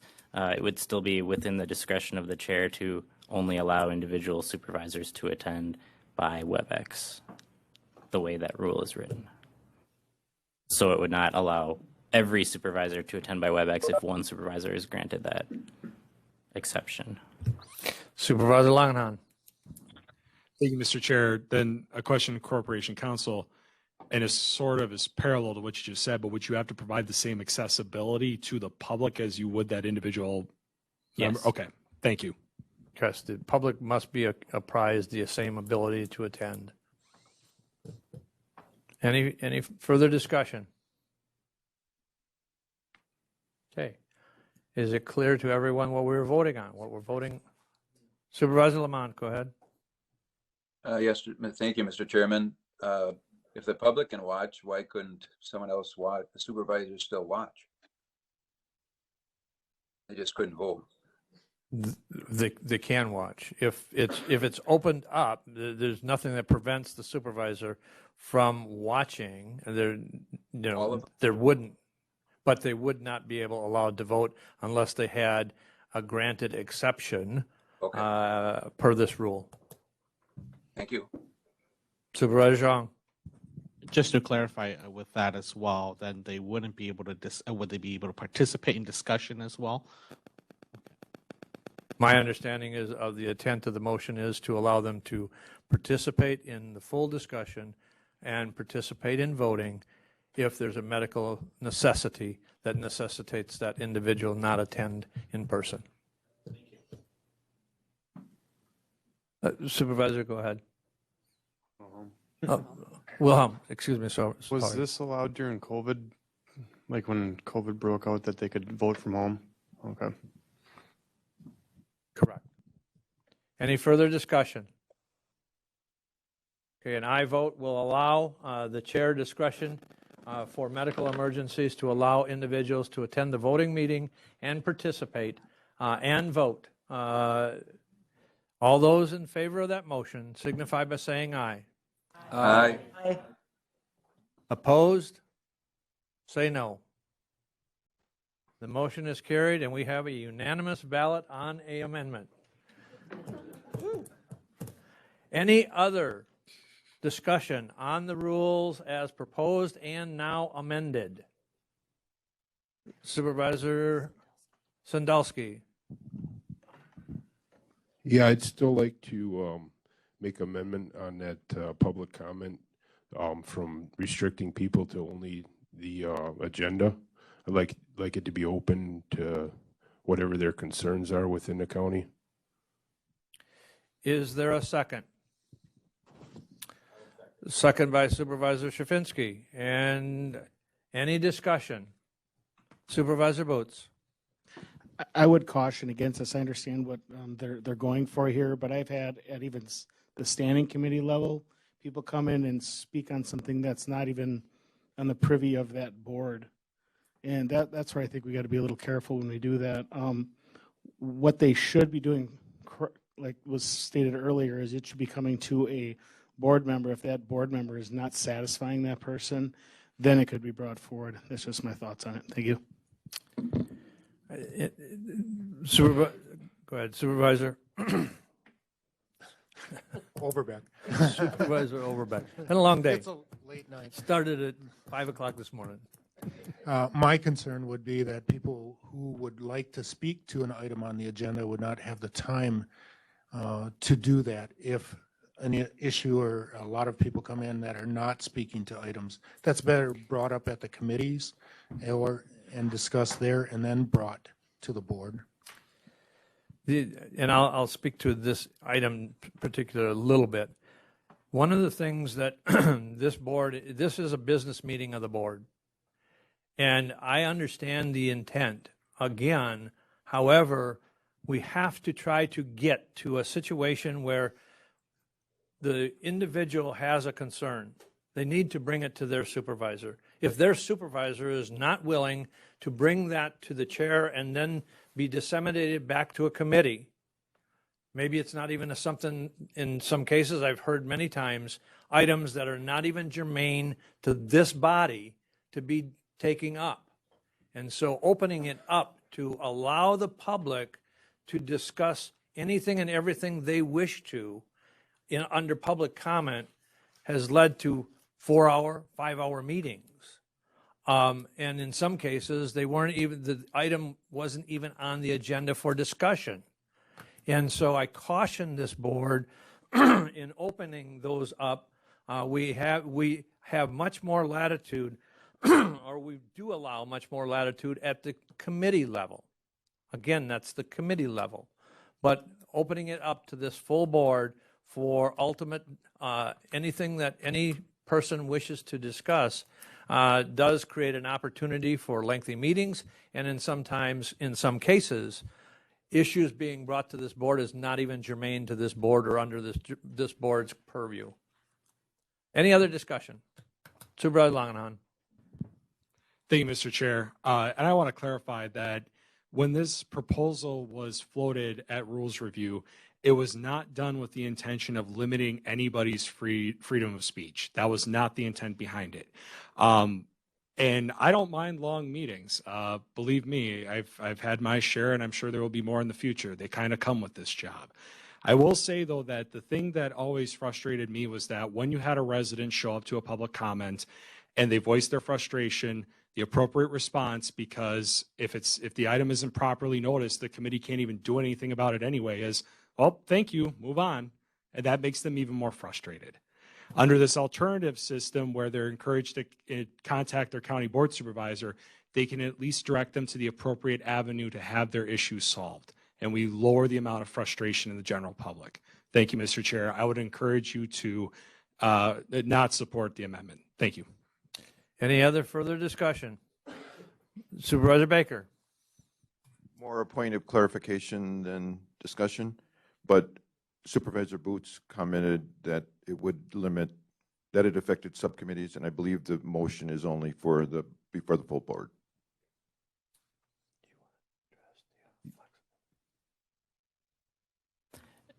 Just to clarify with Supervisor Sandusky, was the intent of your motion to only apply to the full county board and not to committees? Yeah, just to the county board and to only things that are related to the county, not everything, only things that are within the county's jurisdiction. So to Supervisor Baker's point, there are two separate rules. There is a rule applicable to this full county board. There's a separate rule applicable to county board subcommittees. And those committees, as the rule is currently written, public comment is allowed to anything that's germane to the jurisdiction of that committee. For the county board, the way the rule is currently written, public comment is allowed for any item germane to any item on the agenda for that meeting. So there are two different rules. Was your intent to modify both rules or only the one applicable to this board? I was just the one to the full board. That's how I understood it. And is that the understanding of the second?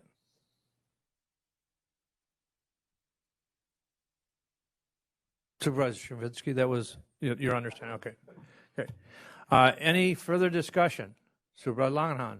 Two, in regards to the original motion then, in regards to the previous comment though, there was mention of it just being pertaining to the county's business. So that they could speak to something, but it was only related to something that the county would be involved in. So what is the motion, what does the amendment actually say? Is it for anything or is it only for something that the county would be involved in? Yeah, correct. It's only things the county would pertain to, not just anything, only the things the county has jurisdiction over. Then the only question that I would have to Corp Counsel is who's making that determination? That would be, in my opinion, at the discretion of the chairperson. Thank you very much. You're welcome.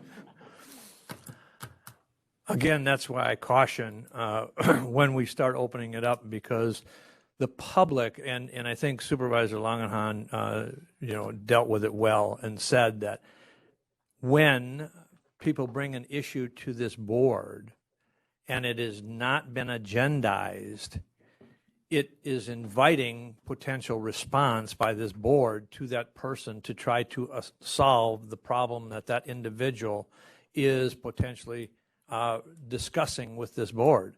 And that's a violation. It's not been agendized and we can't address those concerns, whereas that there may be the ability depending, for the purview of the subcommittees. But that being said, I can't support opening it up to anything unless it's on the agenda. Again, it creates frustration by the citizens that they're not being addressed to their problem, their issue. If it's germane on the agenda, when the board gets to that agenda item, they can address the concern that the citizen has raised. Supervisor Hardinger, excuse me. Thank you, Chair Gibbs. I think probably to elaborate on what he's trying to get at here, a lot of the subcommittees meet in the afternoon during business hours, is correct? So I think, and I've heard the same complaint, is that we've got some people that can't make some of those meetings that might pertain more to what they're concerned with or might have their supervisor in them. And so they're asking if they can come to a larger meeting like this. And I understand we don't want to let it open the doors and make this meeting even longer than it needs to be. But I think with a very simple constraint that anybody that wants to address this board has 60 seconds, 2 minutes, whatever it is, and we cap that at 10 or 15 minutes like most other boards do. Supervisor Zhang? Is there objection to question being called? Yes. You have an objection, Supervisor Krause? Yes, I'd like to make a comment. Okay, there's an objection. Is there a second to the question being called? Second has been provided for the question, and that now it is not debatable. We will proceed to vote on the question being called and ending debate. Supervisor Rosenberg seconded the motion to call question. So question has been called and seconded. Again, it is not debatable. We will proceed to vote on ending debate on this proposed amendment. All those, Supervisor Langenhahn. An aye would end debate, a nay would permit. An aye will end debate, a nay will extend debate. Thank you. Okay? All those in favor of ending debate signify by saying aye. Aye. Aye. All those opposed to ending debate signify by saying no. No.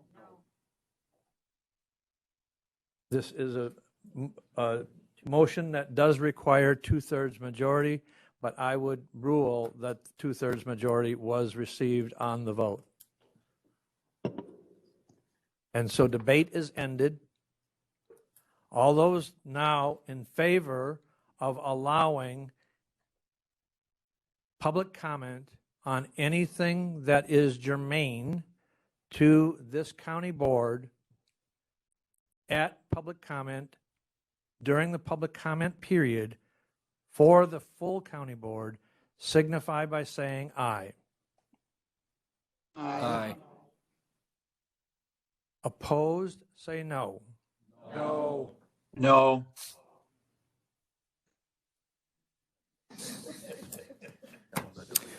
I would ask the clerk to call the roll. Dickinson. No. Drabeck. No. Gibbs. No. Gisselman. Aye. Gonering. No. Hart. Hardinger. Krause. Lamont. No. Langenhahn. No. Leahy. Sorry, Lemmer. Marshall. Mask. McEwen. No. Morash. Niemeyer. Oberbeck. Opal. Ritter. Robinson. Rosenberg. Seefelt. Soibert.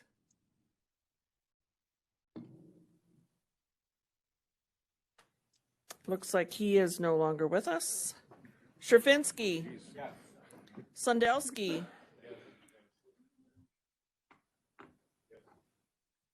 Straub. Ungerer. Van Cray. Vensky. Wilhelm. Zhang. Arsted. Baker. Boots. Book. No. Cavelli. Thank you.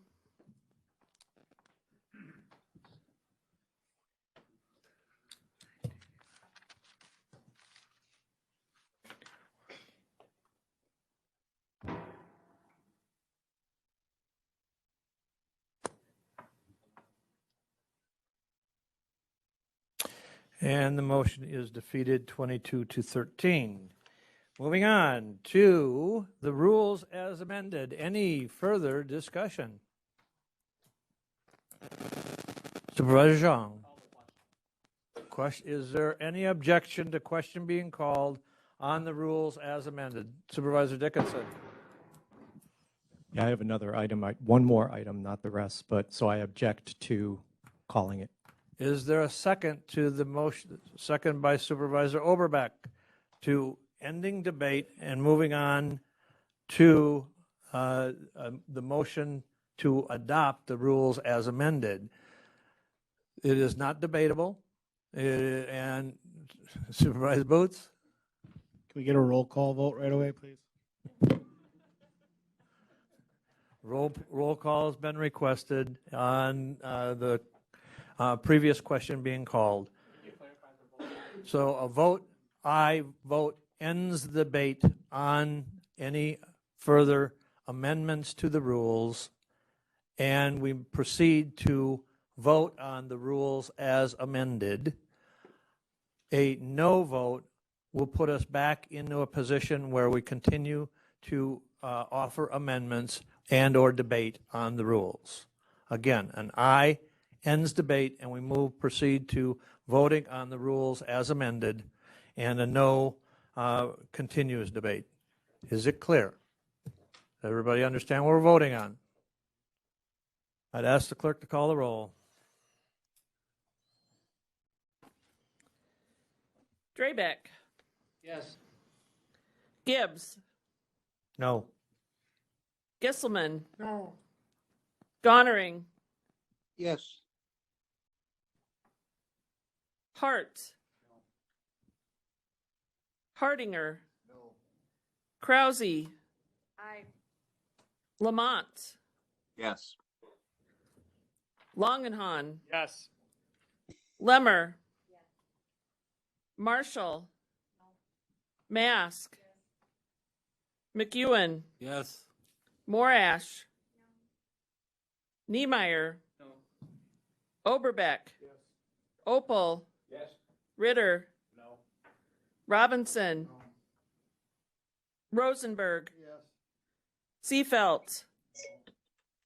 Soibert. Scherfinski. No. Sondelski. Straub. Ungerer.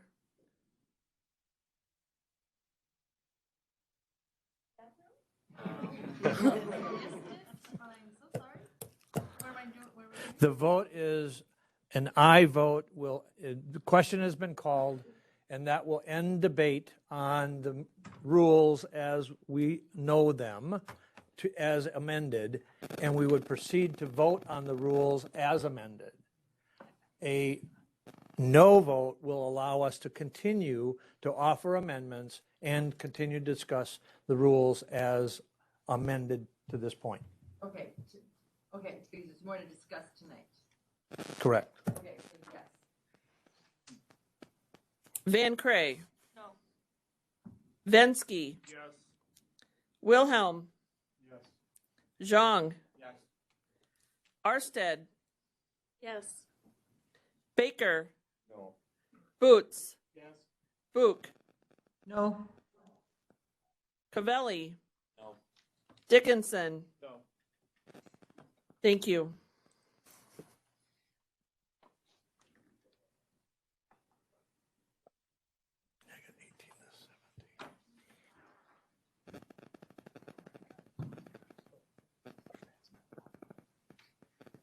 That is correct. And the motion is defeated, 18-17. We will continue. Supervisor Dickinson.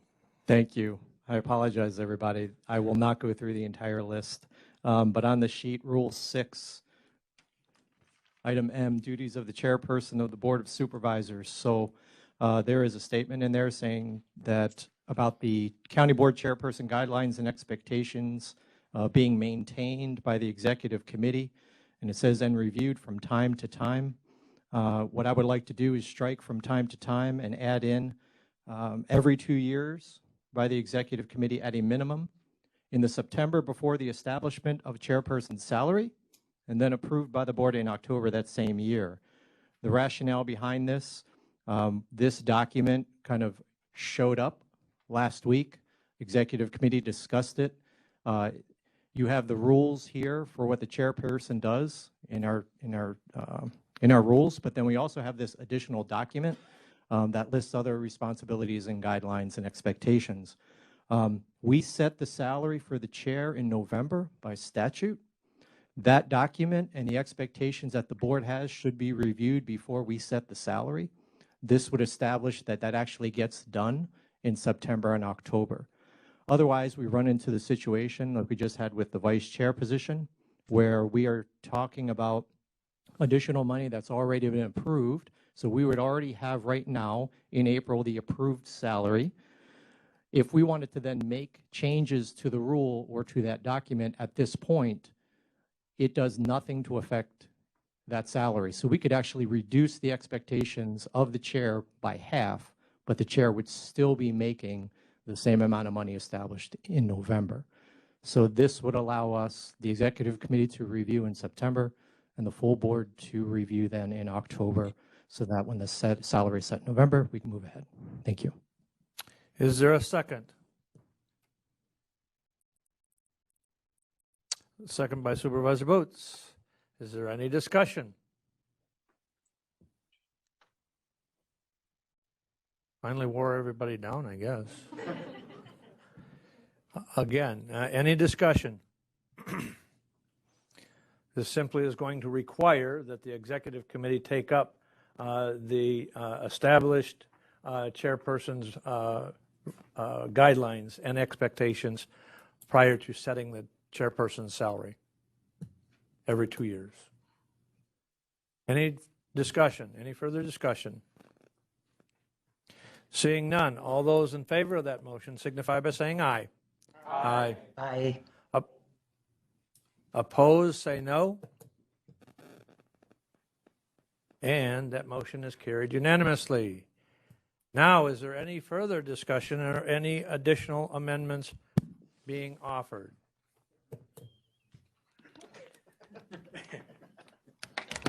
Seeing none, we will proceed to vote on adoption of the County Board Rules Ordinance 0-10-22 as amended.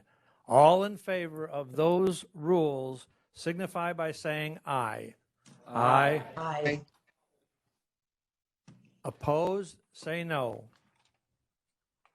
And the motion is carried and is unanimous. Ladies and gentlemen, we have rules by operation that this board will operate by for the next 2 years. They are amendable. They can be amended in a 2/3 majority. We are going to take a 5-minute recess to allow potty break.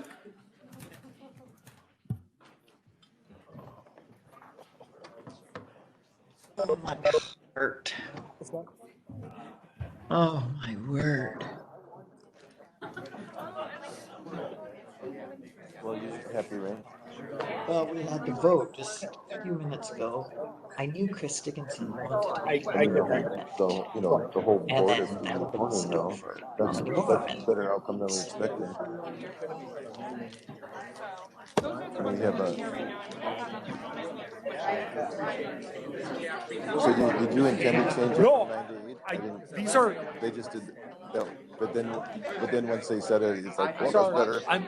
please don't, That's what I please did. don't interpret any of my, how do I say this, I didn't think uneasiness that you as me intended to do it. I mean, necessarily, that's not what we had talked you about, but I know, just thought maybe you condemning said. you for doing what you did. Yeah, that's It's what I just, thought. Yeah.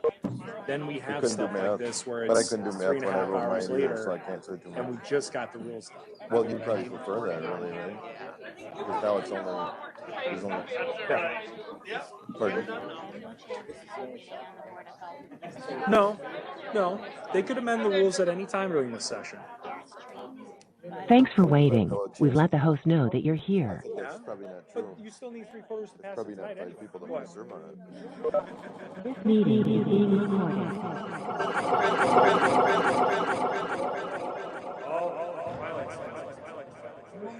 But, you know, with 5,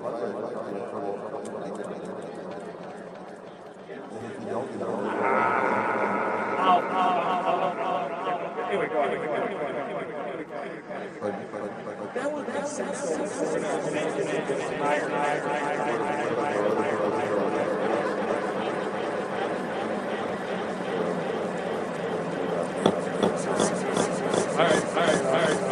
right. Go ahead.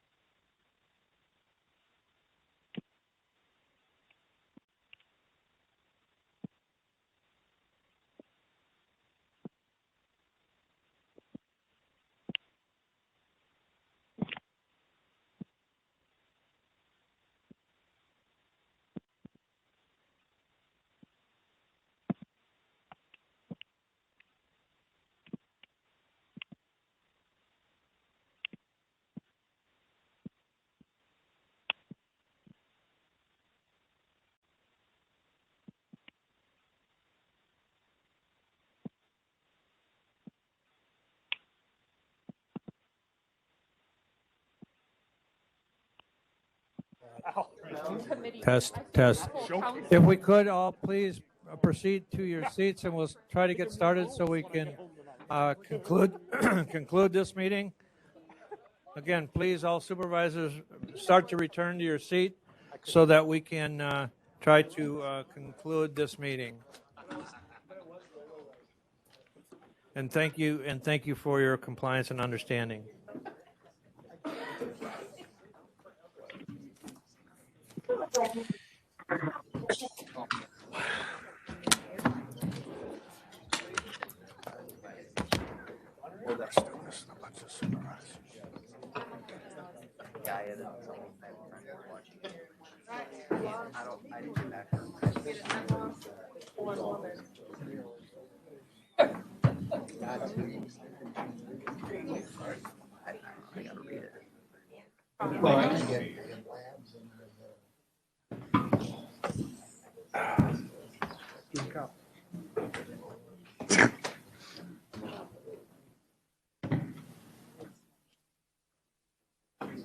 Oh no.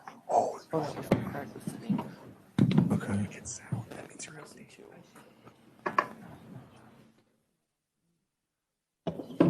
Watch for deer. Okay, I'd like to get started again, and so we're back from recess, and we will proceed on to information discussion regarding agenda items for Tuesday, April 26, 2022. Under item D, D12 ordinances, we have the item D12A, Town of Spencer rezone, Larry J. and Patricia Lang, ordinance 11-22. This is the point of the meeting where we review the items that will be taken up by this board and voted on at next Tuesday's meeting. And so if there's any questions and or concerns, that now is the time to raise them. If there's additional information that is needed, that will be brought to the board or provided to the board in an email to the full board if that's available, or it will be brought to the board for discussion at next Tuesday's meeting. And so we are down now to item D12A, again, a rezone request from Larry J. and Patricia Lang, and that has been through committee, the ERC committee, and the ERC committee has approved it and moved it to the full board for official action by the board. Supervisor, go ahead. I was looking at that. Is that just for rezoning from agriculture into where you can do the agriculture residential? I was reading the packet the other day, and I just happened to see that a little bit. So I know quite a few years ago they changed something. That, and my understanding, that is correct. So any questions on that agenda item? Okay, moving on to the next item. Under item D12B, Town of Spencer rezone, Timothy and Amy Davis. Ordinance 12-22. Any questions?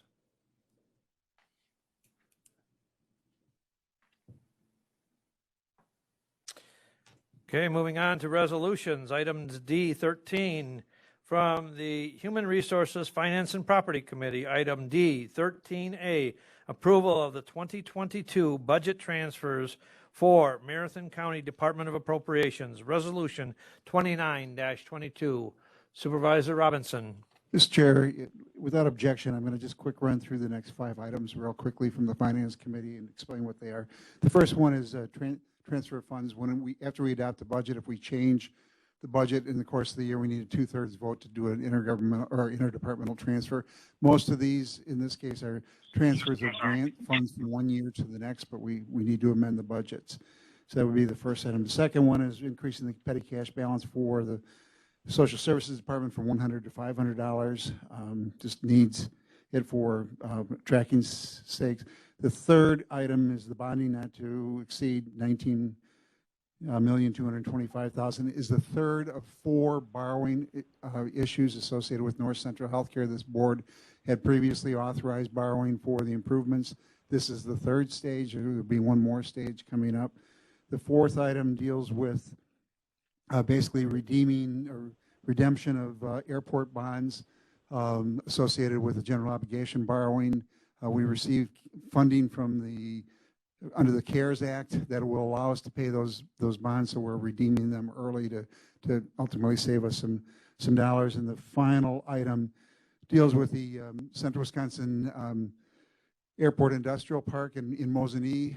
The county partnered with the city of Mosinee, and then in years ago we thought we transferred all of the county property to the city of Mosinee. We missed one parcel, and this completes the obligations that we made at that time.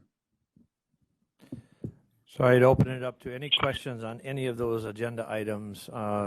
Items D, 13A1 through items D, 13A5. Any questions by the board?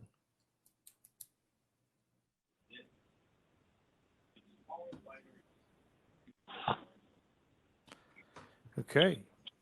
We will move on to item D, 13B, Health and Human Services Committee, Fair Housing Resolution, Resolution 34-22. Any questions? Supervisor Baker. Is there any possibility that passing this resolution impairs our local rights of zoning?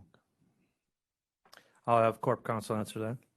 In my opinion, no. This resolution was actually drafted.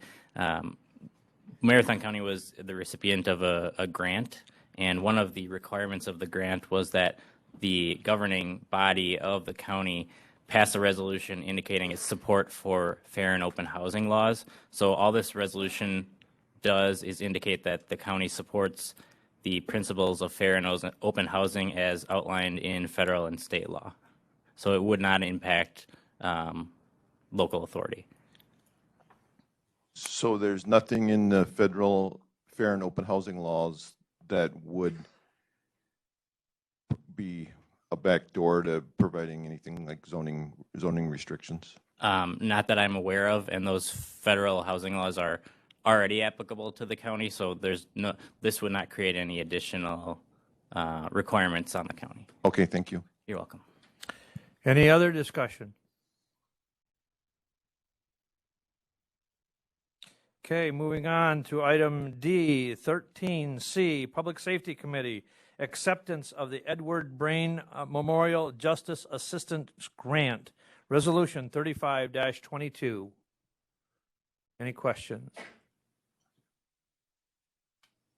Again, per our procedures, if any entity receives a grant, the thought process behind that is that we need to understand if there's additional commitments that a grant may require, and so that's why this grant is before the board. There is no additional, just understanding what that grant is going to be utilized for and what it's required to be utilized for. Okay, moving on to item D, 13D, Executive Committee, Educational Information. Education on a uniquely, we're looking for a individual, and I would refer to the administrator to please explain the program briefly. Sure. Thank you, Mr. Chair, and I'll keep it to under an hour for the next two. No, in all honesty, the Uniquely Wisconsin program has been something that the county has allocated some ARPA dollars for, American Rescue Plan Act dollars. Essentially, the short version is our tourism, hospitality, and service industries, as all of us know, were significantly impacted by the pandemic. The Wisconsin Counties Association partnered with Discover Wisconsin, and I'm sure all of you are familiar with that program, to create a program, the Uniquely Wisconsin program, to attempt to rectify some of that and bolster our tourism, hospitality, and service industries. Marathon County agreed to participate in that program, allocated American Rescue Plan Act dollars to do it.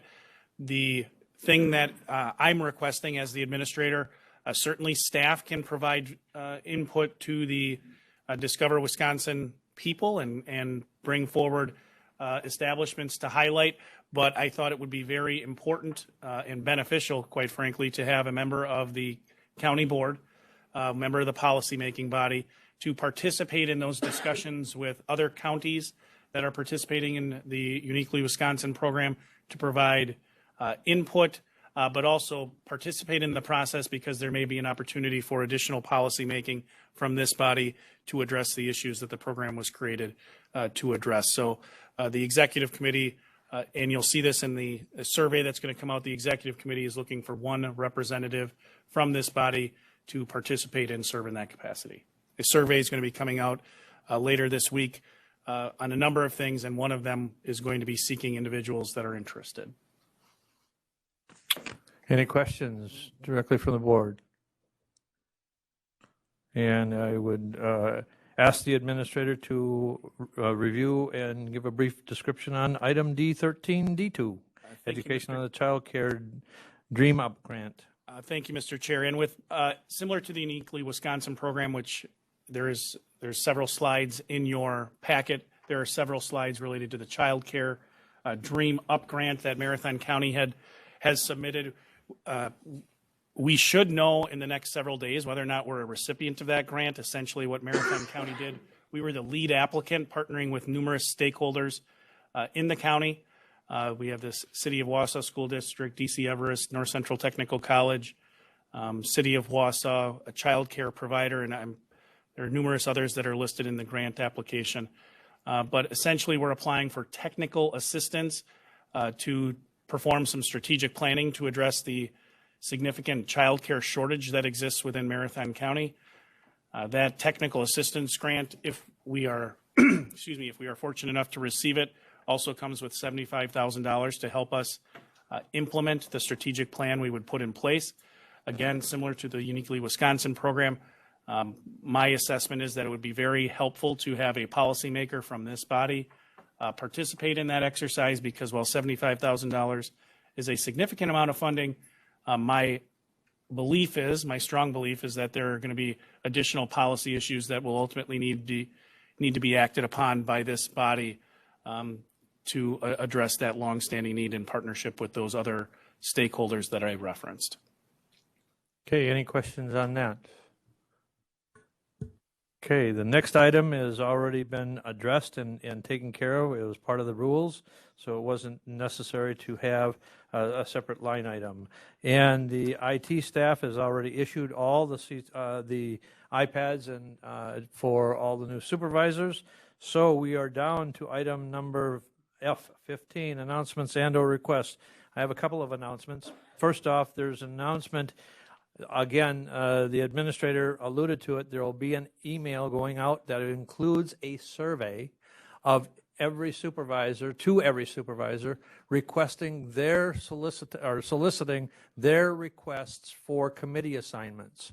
Our board rules require that next Tuesday committee assignments be handed out, and so I'm requesting that each of you supervisors, please take the time, review those committees that you choose to be on, and prioritize in those requests, including the two that were just discussed. If you have an interest, please indicate those interests, and the chair and the vice chair will be getting together between now and next Tuesday and attempting to assign everyone the committees of their choice. Also, the Eastern Towns Association meeting is scheduled for April 21st at the town of Knowlton at 6:30. Lunch is served. All supervisors are encouraged to attend if they so desire. You will hear what takes place in the local towns. And that is at the town of Knowlton, and the address for that is 5220 Old Highway 51 down in the town of Knowlton. Again, lunch starts at 6:30. The meeting usually starts at 7 o'clock. Any other announcements and/or requests? The clerk has a couple of announcements, please. The old supervisors, or returning supervisors, I should say, no offense to anyone, you know that you have a mailbox right inside my office door to the left on that wall. Every one of you right now has an item in your mailbox, so the door is unlocked tonight. Feel free to stop in and check your mailbox. Anytime you're in the building, check that as well. I am placing the order tomorrow for business cards and name tags. Supervisor Van Cray, would you stand for a moment, please? I have this on order for all the new supervisors, any returning supervisors who do not have a name tag, who would like one. Please send me an email. Thank you, model. Along with any supervisors who are returning who need additional business cards, I will get that order placed tomorrow. For Tuesday's meeting, there will be a seating chart in place, so watch for an email coming with that attached so you can familiarize yourself with where your seat is in the room. Thank you. Supervisor Langenhan. Very quickly, thank you, Mr. Chair. Question was asked earlier about the rezone for Larry and Pat Lang under D12A. There are actually two parcels rezoned. They were from General Ag to Rural Res. That's the first one. The second one is from General Ag to Rural Estate. For your packets next week, you will have the decision forms for these rezones. Please consult those prior to the meeting so that you can develop your questions prior to then. There's a lot of good information in there, and thanks for listening to me tonight. Thank you. Any other announcements and/or requests? Again, I want to thank the board for their vote of support and confidence. And Supervisor Opal is motioning to adjourn. You got it. And Supervisor Rosenberg is seconding that motion. Any discussion? All those in favor of adjournment signify by saying aye. Aye. Opposed? We stand adjourned. Thank you, ladies and gentlemen.